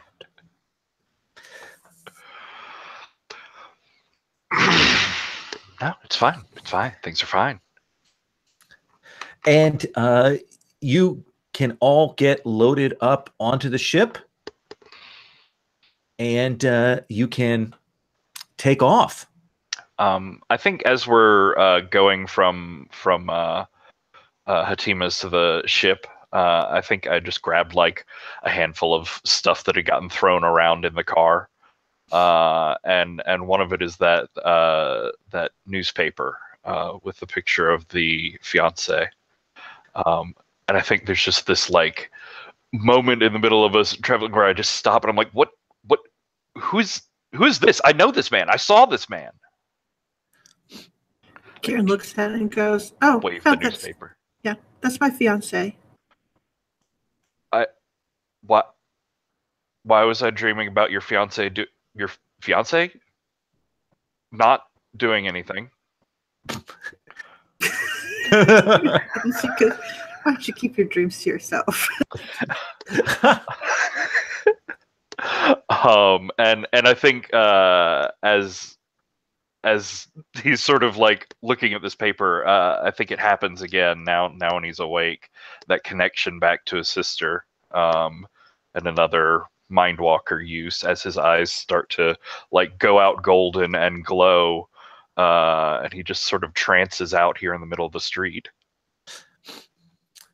Do you want to really trance out? Sure. Okay. That'll get me back up to 1, because I spent a bunch there for some things. Anyway, I think you will see your sister speaking with someone, and she says, you can hear what they say, right? I can see what she sees, hear what she hears, and physically touch, feel what she feels. She says, all right, I did it. This had better square us. He's a vile piece of filth. I don't want to have anything else to do with him. And this other person who you really can't see says, oh no, you don't understand. This is only the beginning. You want to keep your brother safe, right? And I think, like, as that's happening, Ghazi is like parroting those words, sort of again trance-like, and then he snaps out of it at that point. And there's to match the like glowing gold from his eyes. There's under his jacket the tablet starts glowing as well, like light pouring out of it, the same shade. That sounds good. And oh, that sounds bad. That sounds bad. And yeah, I think he'll like collapse into Kieran as he comes out of it. He's very confused. Yeah, well, she's been trying to essentially do everything she can to keep attention being drawn to him. So that is that kind of, she's, I don't know, pulled the hood up over his head and essentially made him lean on her, and she's sort of hauling him like he's gotten sick or something. Perfect. Load up, click on all the thing, power up the ship. There's probably a Millennium Falcon moment when we see Baltabek and his crew running for the spaceport, to take some shots there, even as you lift up into the atmosphere, hit orbit, and begin to head out. I wonder.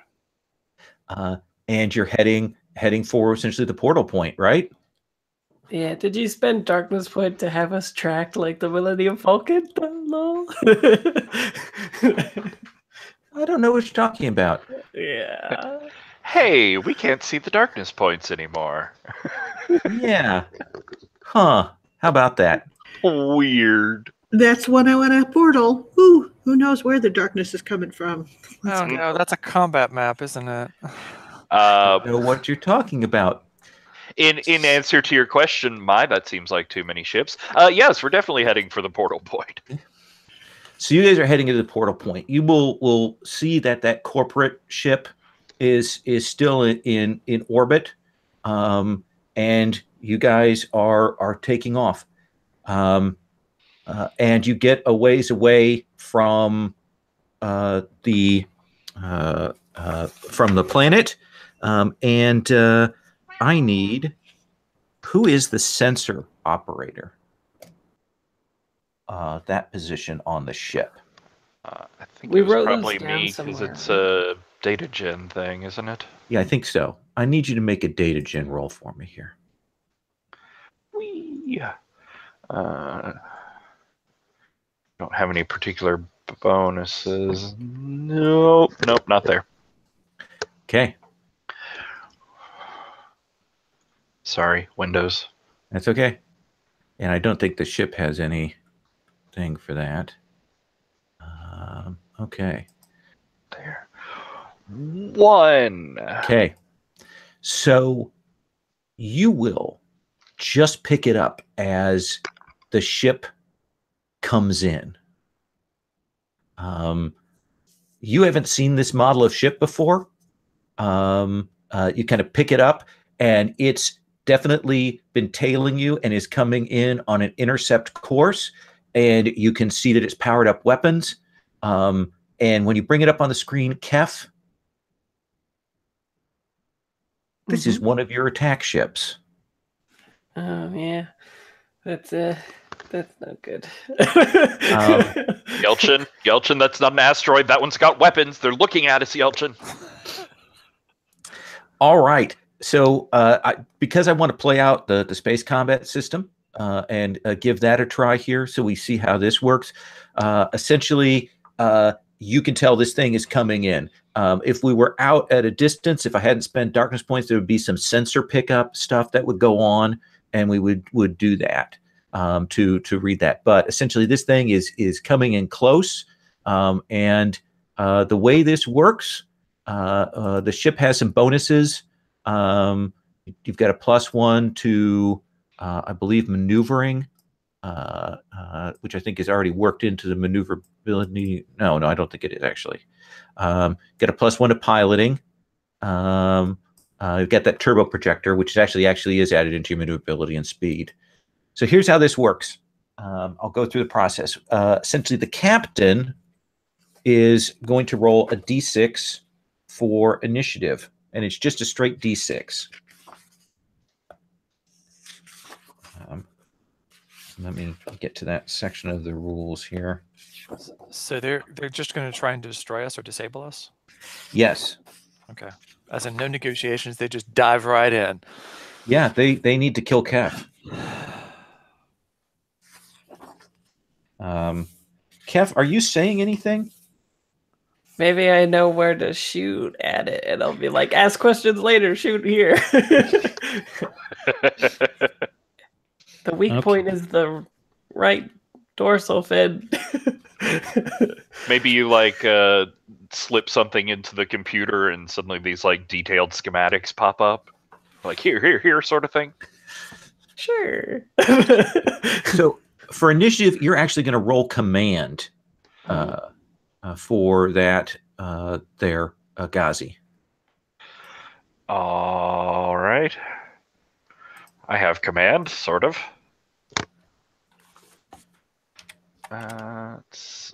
Good lord. That's a failure. Okay. So they will be acting first, unless you want to push your roll. Sometimes you just fail. Okay. You don't want to give me any more darkness points during a space combat?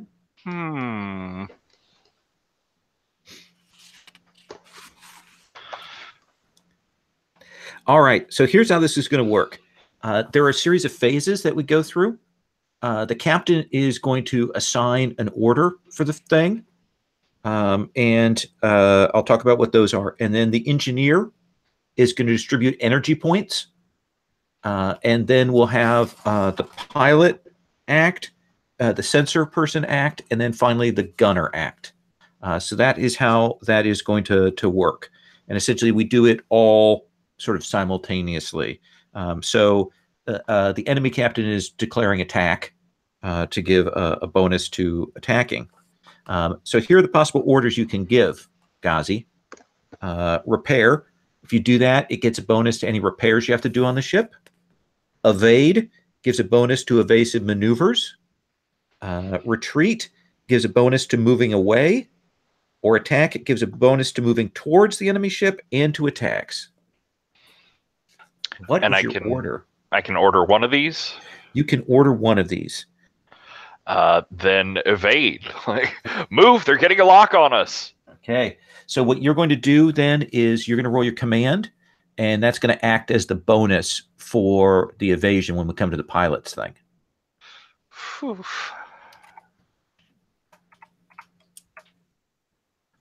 Okay. So you'll give a 1 die bonus to that in that phase.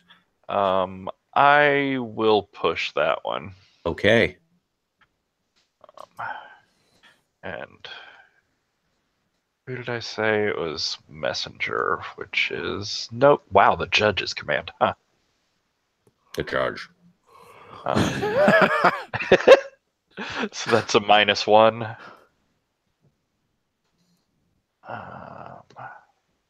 So we also have +1 to pilot because we're blessed.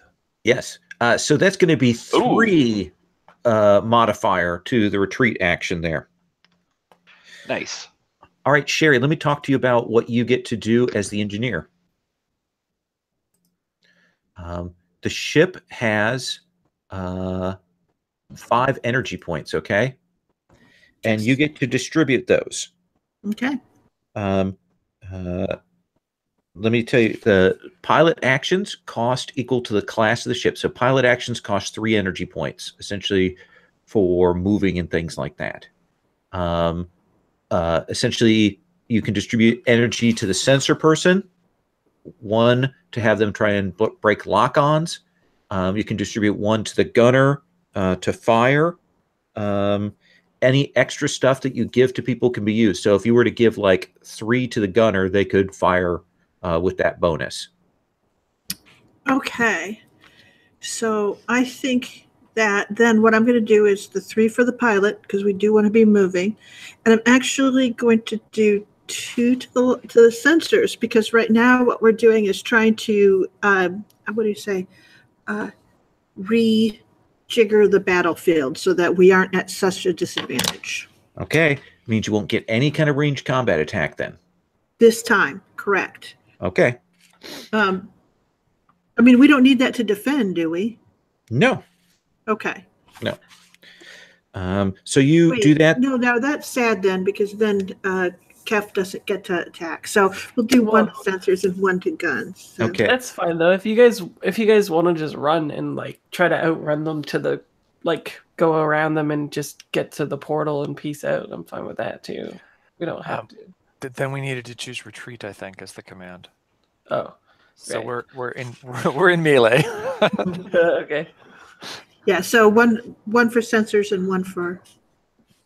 Okay. And the other thing you're able to do is if you kept an EP for yourself, you can use those for repairs on the engineering phase. Now we go to the pilot phase. Essentially, the enemy pilot is going to move into your zone.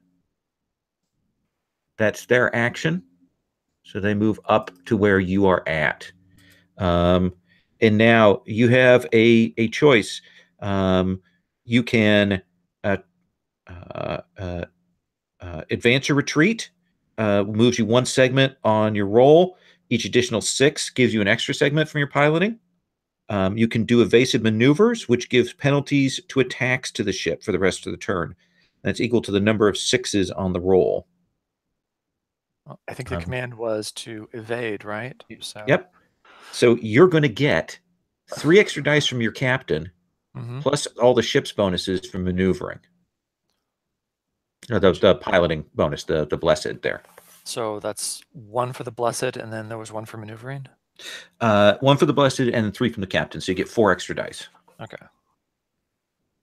The ship itself, does the ship itself have a maneuvering bonus? That is... those are when we have opposed piloting rolls. Okay.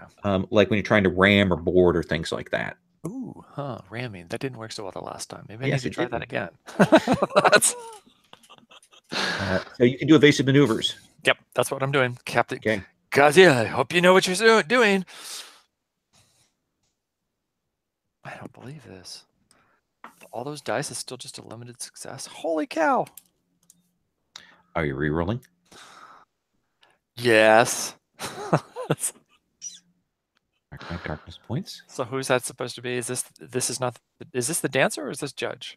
I think that piloting is the gambler. It's the traveler. It's not the traveler? No. Oh, okay. Okay. Piloting's a gamble. It certainly is. May the gambler give us some luck. Let's give it another shot. So I just roll it again? Yeah. Okay. With all the same? Okay. Yeah, down 1. Down 1? Okay. Oh, do I count for the 1 that I got, the 1 success? That's what you're doing? Yeah. Okay. Got it. So that's 3 successes. So that looks doing that. Even as they're coming in, what do you suppose your evasive maneuvers look like with this ship? Well, considering who this is, Yelchin, so his evasive maneuver is to, I'm going to bring us in close. So he's going to bring it in really close to the other ship and like zoom around it. That sounds good. Essentially, kind of the drunken master. Exactly. Yeah. As they turn, we're going to turn with them. It's going to be really beautiful and graceful. So let's come to the sensor phase for you, there, Ghazi. So you can.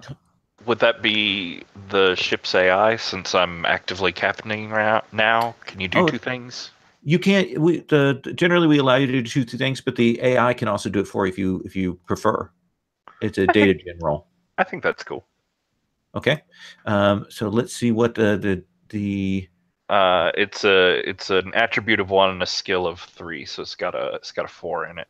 Okay, so please roll 4 for the sensor operator. And was there a sensor bonus? I don't think you have a sensor bonus on this ship. From Sherry's action? If she'd done extra energy, you would have the ability to do that. Sorry, I was figuring out what the AI did at that point. Is it too much to hope that we put Galshana into sleep already?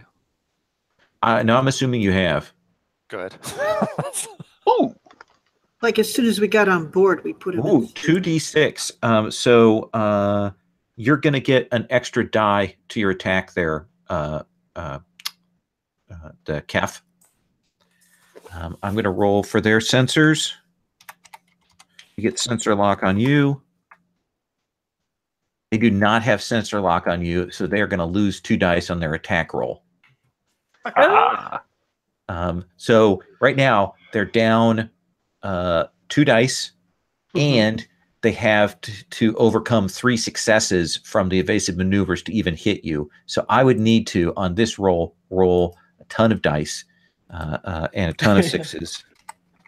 I tell you what, I will spend my darkness points to boost that up, to get that back up to a reasonable level. Let's see what we can do here. So they fire their like you. They've got a light accelerator cannon. This is a ship made for quick strikes. And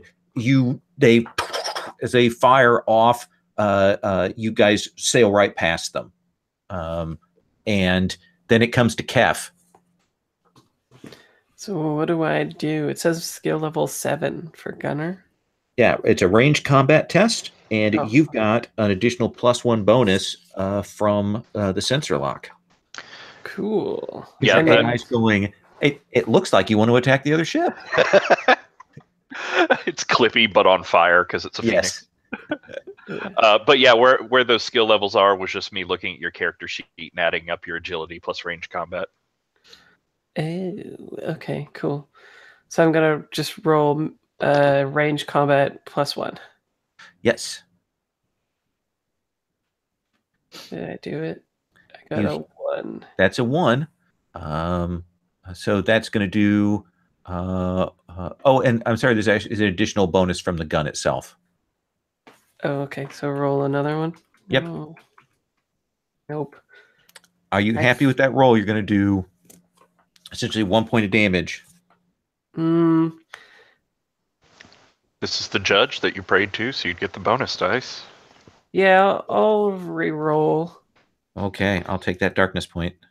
So I'll re-roll in with another +1, right? Because I got 1 success. Okay. Yes, that's correct. Or wait, no, because 2 because I have the bonus from the gun as well. Oh, that's right. Okay. So range combat. Oh, nice. Do you want to do a critical hit? Yeah, I think so. Okay. In which case you're going to do 2 points of damage. I'm going to roll their armor on that. They're going to actually evade that with the armor. But I need you to roll me 2d6 for the critical damage. 2 and a 1. 3. All right. So that is the armor rating of their ship is reduced by 2. and essentially the signature to lock onto them is increased by 2. So it's easier to do the target lock on them. But their armor is now a 3 on that round. And we cut around to the next round. Captain, what's your order? What is Kef yelling? Like, does he? I say, do we have a clearance to get away from them? If you put a blast right into their structure, they're you know, you can see the leak of oxygen and stuff there, stuff coming off. You could probably take these guys, right? Nice. You need to take these guys, right? Yeah, that's true. I think I say we nailed them really well the last time, Captain, and I have a feeling that these people won't let up. All right, my sister's been flashing into my head all day. It's bringing back all that paranoia and people chasing us and this weird ship that Kef weirdly knows about. So I order, all right, move in for the kill. Ooh. All right, let's have you make that command roll.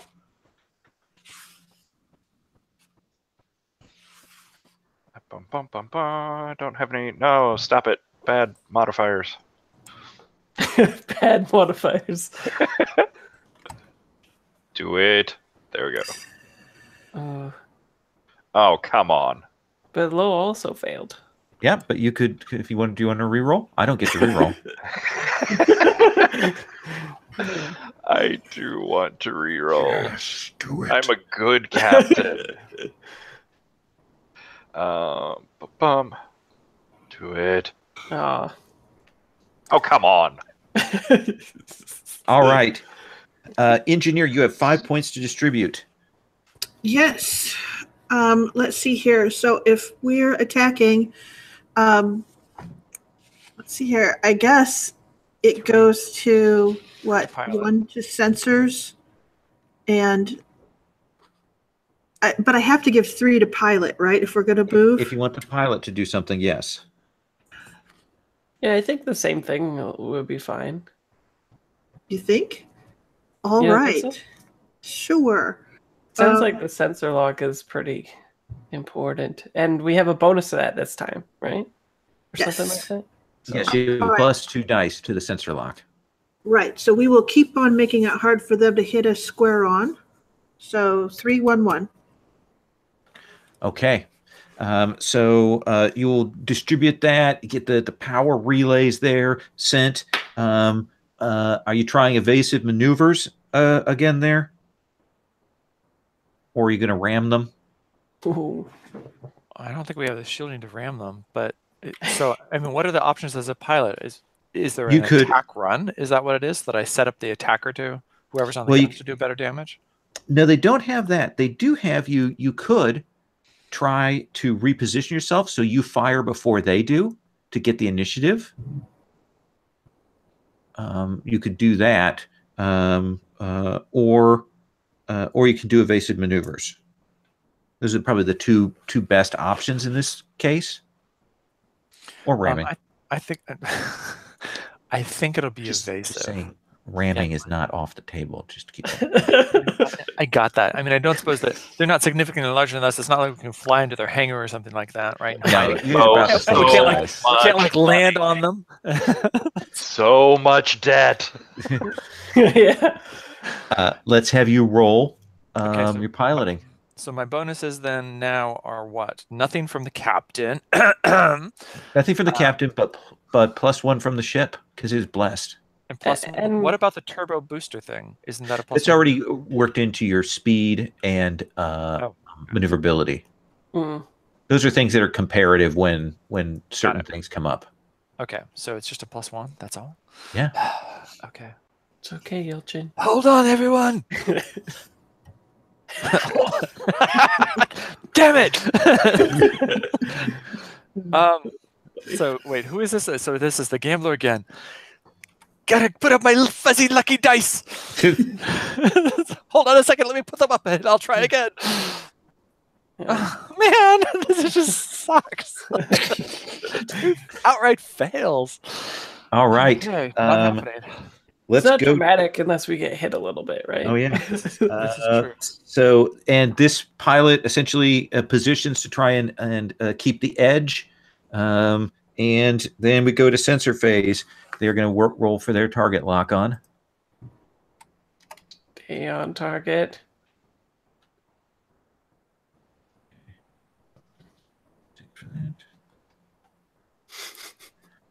So they don't get target lock on. So again, they're down 2. Oh wow. Ooh. We got 2. 2. So you're going to get another bonus die on your shot there, Kef. They go first. I'm going to burn my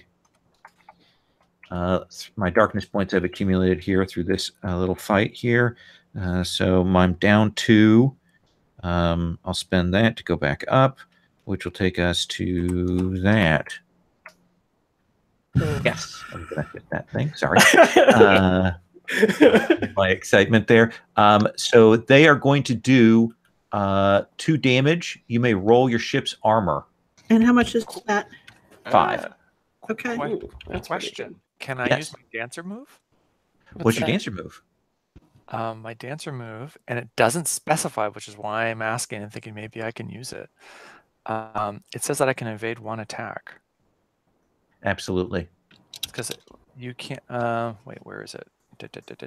Is it before or after the roll? It's after the roll, but before armor. Okay. So right now. So what happens? I think this is sort of like, inspiration. I think what this is like Yeltsin taking a deep breath, closing his eyes, freaking Ghazi out, and just doing like a what's it called? Not a barrel roll, but going like up and around and back. An Immelman. That's it, an Immelman, and getting out and just getting out of the way last second. Oh, so do that, come back in, and you are straight on aiming. Kef. I hope that I can be as good as your Star Fox maneuver. Yeah, I think you've got that bonus from the captain. You get a bonus from the weapon, so that's 2 extra dice. Okay. And is there a way to get more somehow before the roll? I don't think so. Did our previous shot give us a bonus on that hitting was them, or just an armor? That was to the sensor. It reduced their armor, and you got that bonus to your sensor roll. Okay. Alrighty. Let's do melee ranged. Son of a nutcracker. Okay, I'll push it.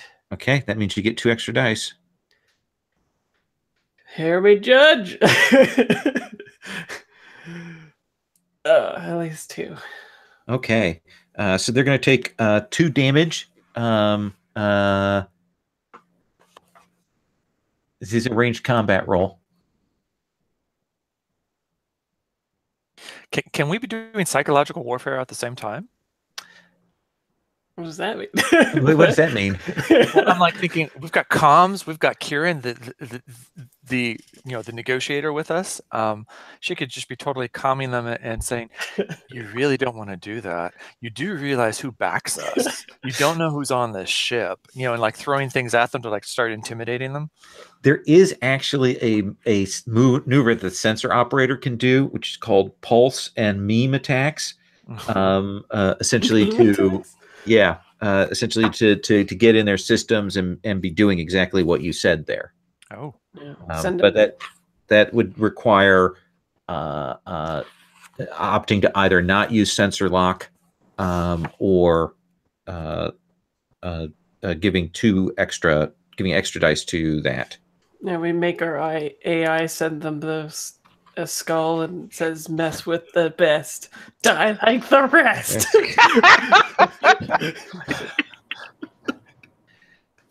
And let me see here. So we try to convince them we're 14-year-olds. Awesome. Yep. Oh, we don't convince them.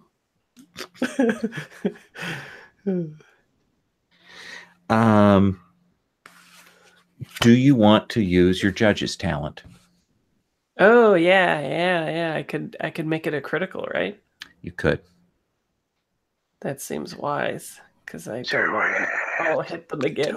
Do it. Sure. Okay. I will do it. So I will roll for their armor first. Hold on 1 second. All right.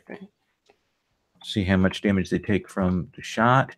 They're going to take full 2 hits. So they've taken 4. And let's have you roll your critical. Which is 2d6? 2d6. 8. 8. So that will actually blow up their cannon. Aha! So they can't fire at me anymore? Exactly. They're going to have to repair it before they can fire at you. It's almost like I knew the layout of this ship for some reason. Yeah, I mean, just an absolute spark. So the cannon is down on them. They are smoking. You guys have the edge. You managed to evade that miraculously. Captain, what's the call now? I mean, they're still in a repairable state. Kev has convinced me. Like we need to press it while we still have the advantage here. I like it even if I have a slip up and I'm like, I don't know, some sort of knowledge related slip up where I'm like, this is the ship model or whatever. Like get the KM-12 has a thrust report on the back or something like that, just so later on you guys could be like, what? Yeah, because this is not a model of ship that you guys have seen before, but Kef seems to know it. Yeah, it might even be cool if we like got really close in that exchange, and then as we go past it or something, maybe somebody on the crew sees like Envoy printed on the side of it or something like that. Okay, I like that. In fact, I'll tell you what, I'll spend my darkness points to have you guys see that some of the marks that are on the side of the ship match some of the markings you've seen on Kef. On Kef's torso when he's always showing it off. Okay. Does that sound fair? Where have I seen that? Oh, yeah. I'll burn all my darkness points to make that really obvious. So, Lowell, do you think it overcomes my assumption that it's just like Kef was one of those little boys that memorized ships as opposed to dinosaurs or something? Oh, yeah. You're like, oh, that must be. Oh, wait a second. Suddenly everybody goes quiet as we all see it at the same time. Yes, it goes past the monitor. Kev, you know that everyone has seen it. Yeah. Anka sort of like fades out, and there's just a video clip of Kef in the shower. Huh. Yeah. You hear the AI go, those symbols look familiar. The audience is like, the audience who was watching this episode is like, why do they always have Kef without his shirt? And then that happens, they're like, And then all the monitors start glitching out, and it's just like they flicker that thing over and over again because, of course. So, do we know the name of the ship? Of their ship? Yeah. No, it doesn't have any. It's not giving any kind of transponder signal. Weird. It is mysterious. So let's cut to command. You've commanded the attack run. Do I have any bonuses? I don't think so. Does betrayal give you any extras? So 2 extra dice to the attack. Where do you want to put the energy, Sherry? 2 into sensor and 3 into firing. Okay, guys, kind of do that, fall flat. We come to you essentially as you realize that they've rerouted all the power. Wait a second. So 2 into sensors, 2 in. So there's not. Does that leave 3 for piloting? They don't have a gun right now. Oh damn. That's right. I'm the technician. the engine sort of power down. I'm like, wait, what? You'll see the other ship. The other ship does that too. Essentially, that they do that we just take the drift where you can see that they are rerouting to repair, and they put all their 3 points of piling energy into repairs to restore hull integrity and to get that system back up. I want to check and see if there's a repair roll required for that. Oh yeah, those required to technology checks. So let's do that. I roll for them real quick. They are at -2 because they don't have a service station on their ship. They get nothing repaired. Datagen. If you would roll for Clippy. Any the 2 bonus from the shot? Any bonus from Sherry's action? Yeah, you're gonna get another +1 to the roll from Sherry's action. Nice. Oh, Clippy, why? No, Clippy doesn't give you any extra there. We come to the gunner. You have 2 extra dice from the captain, and I think that's it, isn't it? And then the gun? The gun has 1 extra die, yeah. So 3 extra dice. Questions? But he has 3 turns, right? So 3 shots? Oh, yes, yeah. So, no, he gets 2 bonus dice to his attack is what he gets. Okay. And since I can't do anything, can I assist in some way? No, they have it so the stations are pretty granular from one another. So am I running 4 dice or 3? I'm counting 5, actually. 5 extra dice. Wow, that's pretty good. 2, 1, and 2. I like that. Okay. Pray. 1. Do I want to make it a critical or a re-roll? Can you do that more than once in a session? Or yeah. Oh yeah, that's true. Can I? I don't think so. I think I can only use the dancer once a session. Yeah, it's probably just once a session. So might as well re-roll. Yeah, might as well re-roll. Yep. Okay, so 1 less die. Or 1 more die. 1 more die. It doesn't have a once per session. You deal an automatic crit whenever your attack hits, regardless of whether the attack penetrated cover and armor. Dang. Well, I'll try for more shots anyway. I think. I thought all the icon ones were one session. That's a good question. Some of them are. Some of them specifically call it out. Yeah, mine. Maybe. Okay. I got a critical anyway. So that's 4. Do you want to deal a crit? Yeah, sure. Okay, so they take 2 and roll your critical hit. Okay. Roll. 11. Ooh. Almost the max. Roll twice on this chart. As a chain reaction. You get to roll 2d6 again. Nice. Oh, okay. 6. 6. Power coupling and another one. Oh. Power coupling. That sounds pretty good. And another 6. Okay. Double power coupling all the way.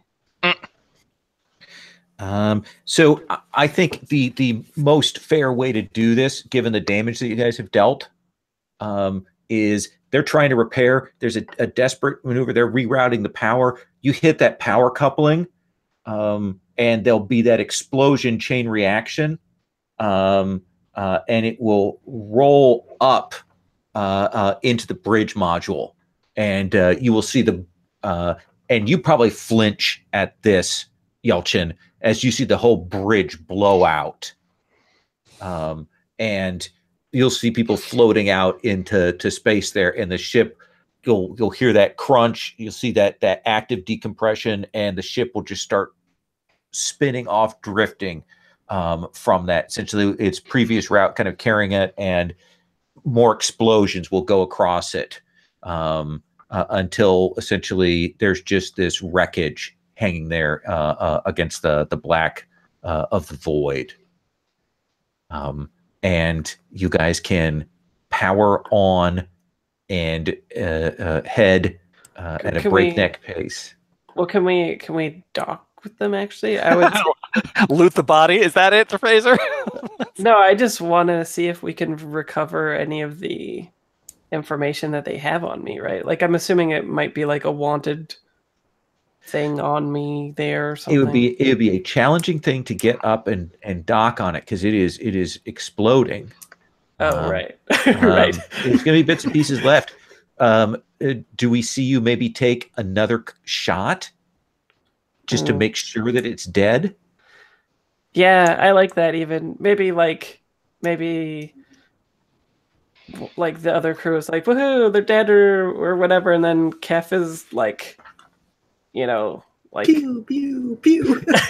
Yeah, like I kind of like go into a sort of state where I think I'm like looking visually really upset and maybe even crying a little bit, and then I like keep shooting so everybody is aware that it's like not a normal thing and Kef is in like a different dark place.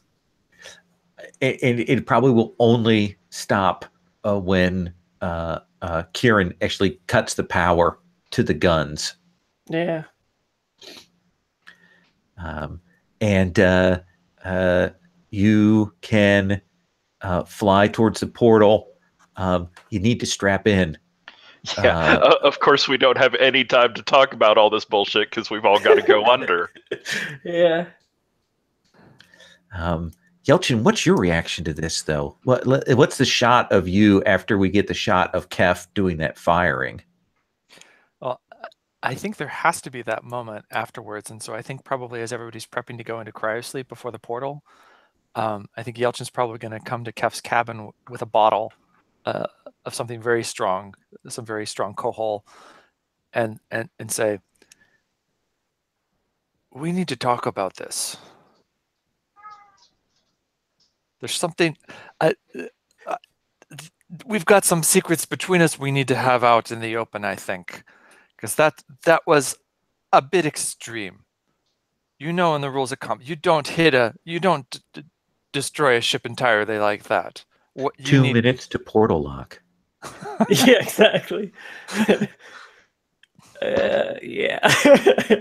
I think Kef like maybe like takes the glass, but he's shaking so much that it like breaks and falls even. And he's like, it's not something that I wanted to do, but it's something that had to be done.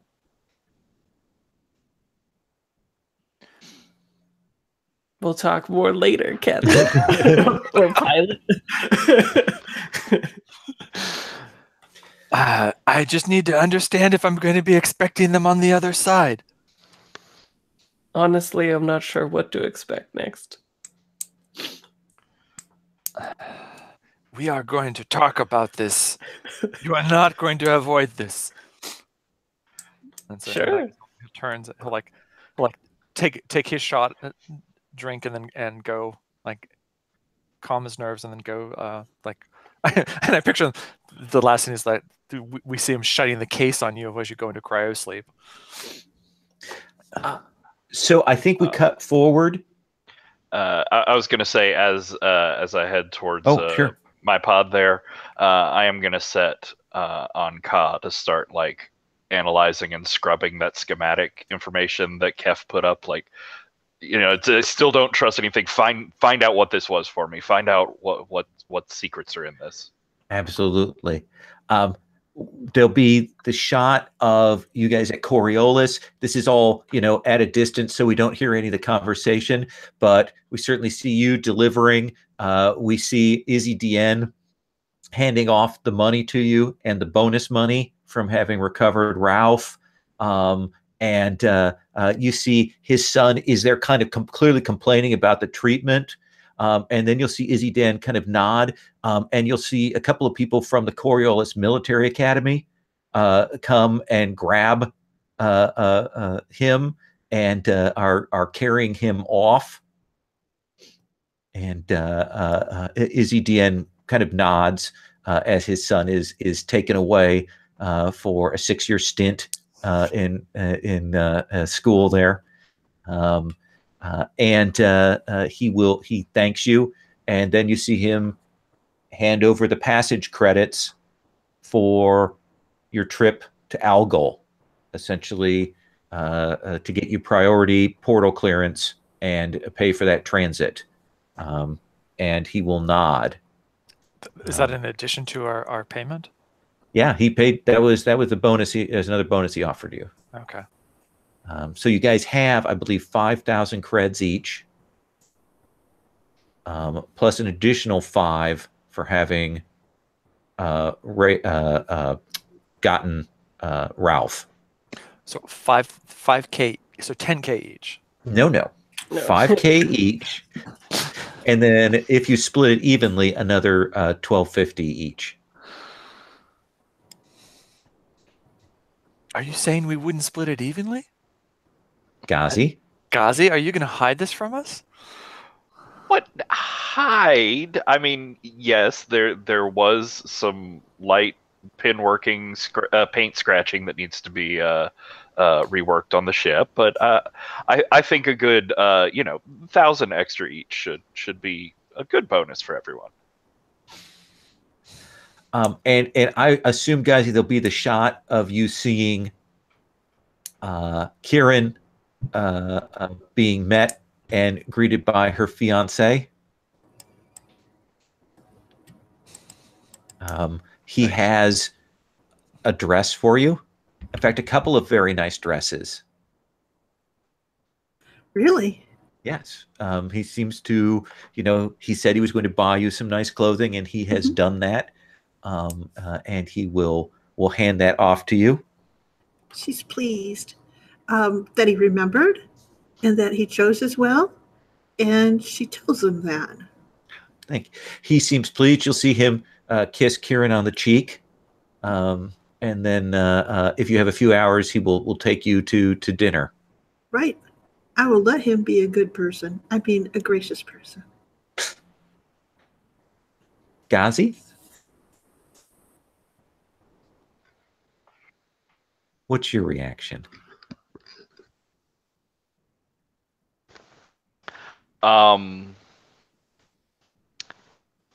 I think my reaction is that I spend that interaction like locked up in my room on the ship, spying on them, basically. Okay.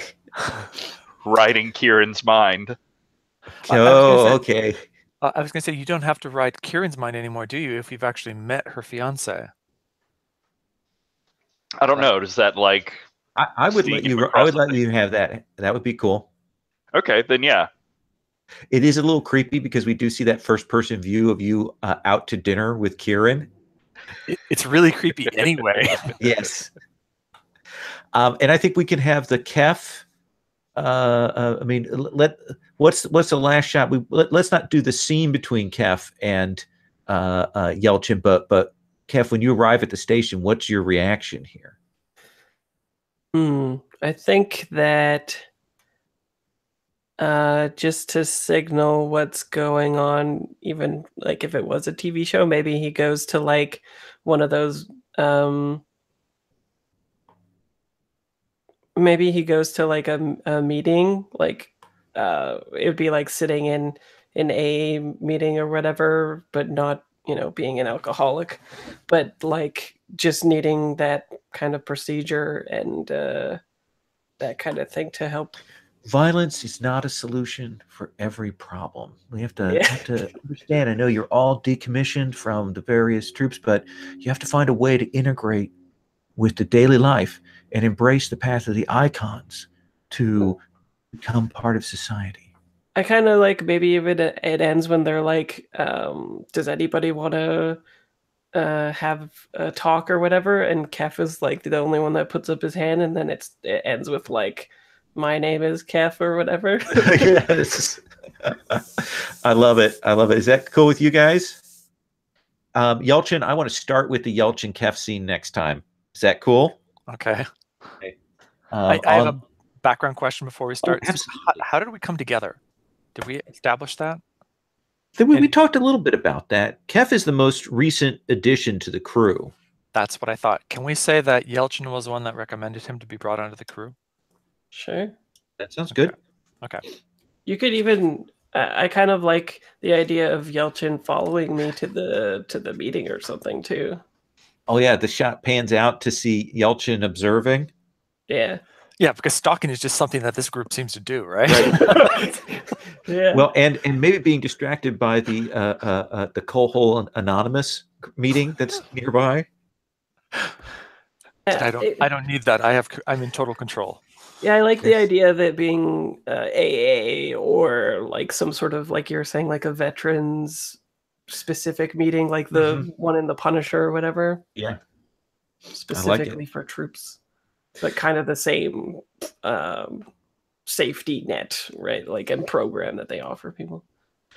Very nice. Next time we're going to start with that Yelchin Kef scene, and we'll put you guys at Algol, and with the dealing with the tablet. Let's do experience though before we sign off. Everybody gets a point for being here. Sherry, did you overcome a difficult challenge to help your crew reach its current goal? Yes, I put my knife through several of them. Okay, there's a point. Did you put yourself at risk because of your personal problem? Or did the personal problem kind of come up as a detail is what we've been playing? Yeah, I think it did. Yes. Did you learn something new about yourself or another PC? So many things. Did you sacrifice or risk something for your PC buddy? Yeah, I think I was. My plan was to stay ranged until Ghazi tried to protect me. At which point, I realized that he was just going to take all the hits, and that couldn't happen. So, I jumped out of the car. Perfect.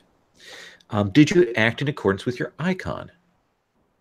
Infiltration? I think so. At least at the start. Well, and deception at the end. Yeah. So. Okay. Let's come to you, Yelchin. Did you overcome a difficult challenge to help your crew reach its current goal? I think a couple. I mean, yeah, definitely. The piloting at the end, I think that worked out pretty well. Did you put your crew or yourself at risk because of your personal problem?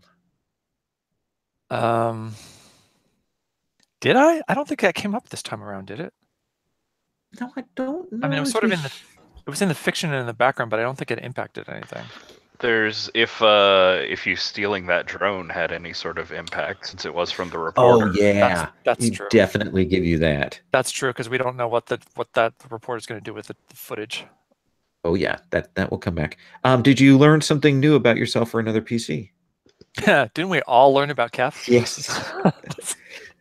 Did you sacrifice or risk something for your PC buddy? I think that's a big old yes. That is, because that's when I instead of taking out the one closest to me, I went to the one that was going to go after Kef. Did you act in accordance with your icon? You were definitely on for maneuvering and driving in a graceful way and ramming. Well, perseverance, right? Yes. All right, Kef. Difficult challenge to help your crew reach its current goal? If we count the shooting and stuff, I guess. Yep. Yeah. Did you put yourself or your crew at risk because of your personal problem? I feel like maybe. Yeah, I think that's a big yes. Did you learn something new about yourself or another PC? I think so. I was trying to go with that with the final scene as well as the continuing to shoot. Oh yeah, I love that. Did you sacrifice or risk something for your PC buddy? No, I don't think so. If I had targeted the person fighting Kieran instead of me, I think so. But I kind of like that. Maybe the buddy might switch to Yelchin depending on what happens next episode. That seems fair. And did you act in accordance with your icon, the judge? I think so, right? Oh yeah. Putting them down there at the end. Then we come to Ghazi. Did you overcome a difficult challenge? I think so. Yeah, definitely. Did you put yourself or your crew at risk because of your personal problem? Yes, because you activated the power in public. Okay, I was gonna say I was like playing with it there, but nothing problematic really fell out from it. And the reporter was still on planet. And I spent some darkness points. Cool. So, okay. Yes. I'm into it. She has the video, and she saw you use your powers. Nice.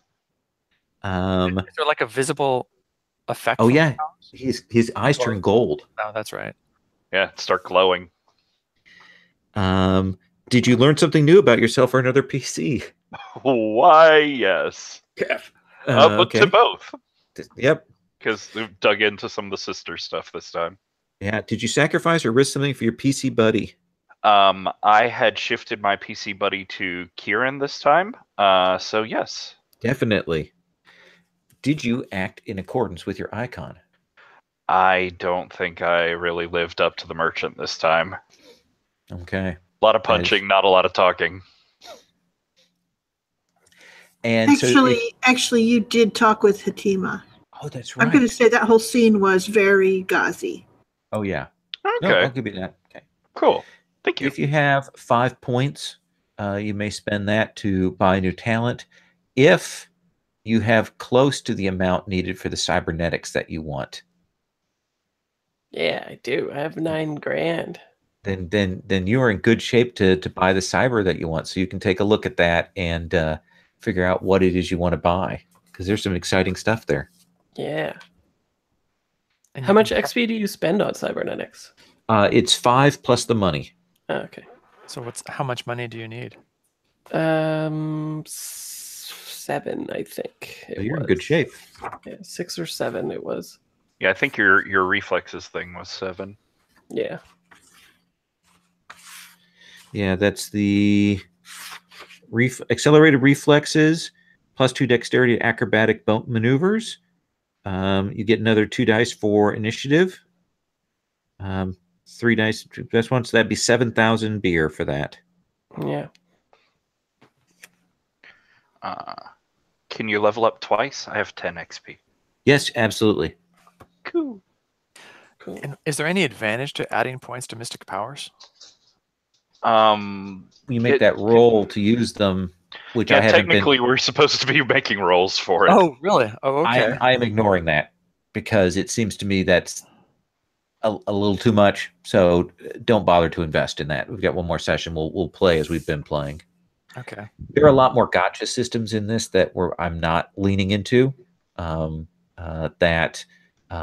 think that was the conversation that you had with Beakley about the dangers of this game. How like portal travel is super dangerous and super expensive. Yeah, this game definitely seems to be like they want you to be playing this for like 10 years or whatever, right? Like your D&D campaign forever. Well, except that like if you're at all playing into any of the problems or hindrances or the XP points, like we are burning through XP like crazy, and there aren't that many things to take. Skills, yeah. I think they want you to be dumping in a whole bunch of skills to turn into the competent player, right? Like this is the beginning of Burning Wheel, and we're all peasants, basically. Peasants. Yeah. You are peasants with a ship. Yeah, like we needed to spend some money to get some shoes, basically, and one day we'll be good with a sword. Yeah, but still, I mean, I'm getting 1 or 2 advances every session. Yeah. Mm-hmm. It's because I'm a good GM and you guys are good players. So. Yeah, I think you could definitely have sessions if you were playing this for years at a time that some of the stuff won't come up, right? Yeah. But I'm really trying to make it so we definitely are hitting those. And you guys are. I mean, you're doing most of the work on that. So. Mm-hmm. All right. Well, I'm going to stop the broadcast and we'll take up at Algol next time. Cool.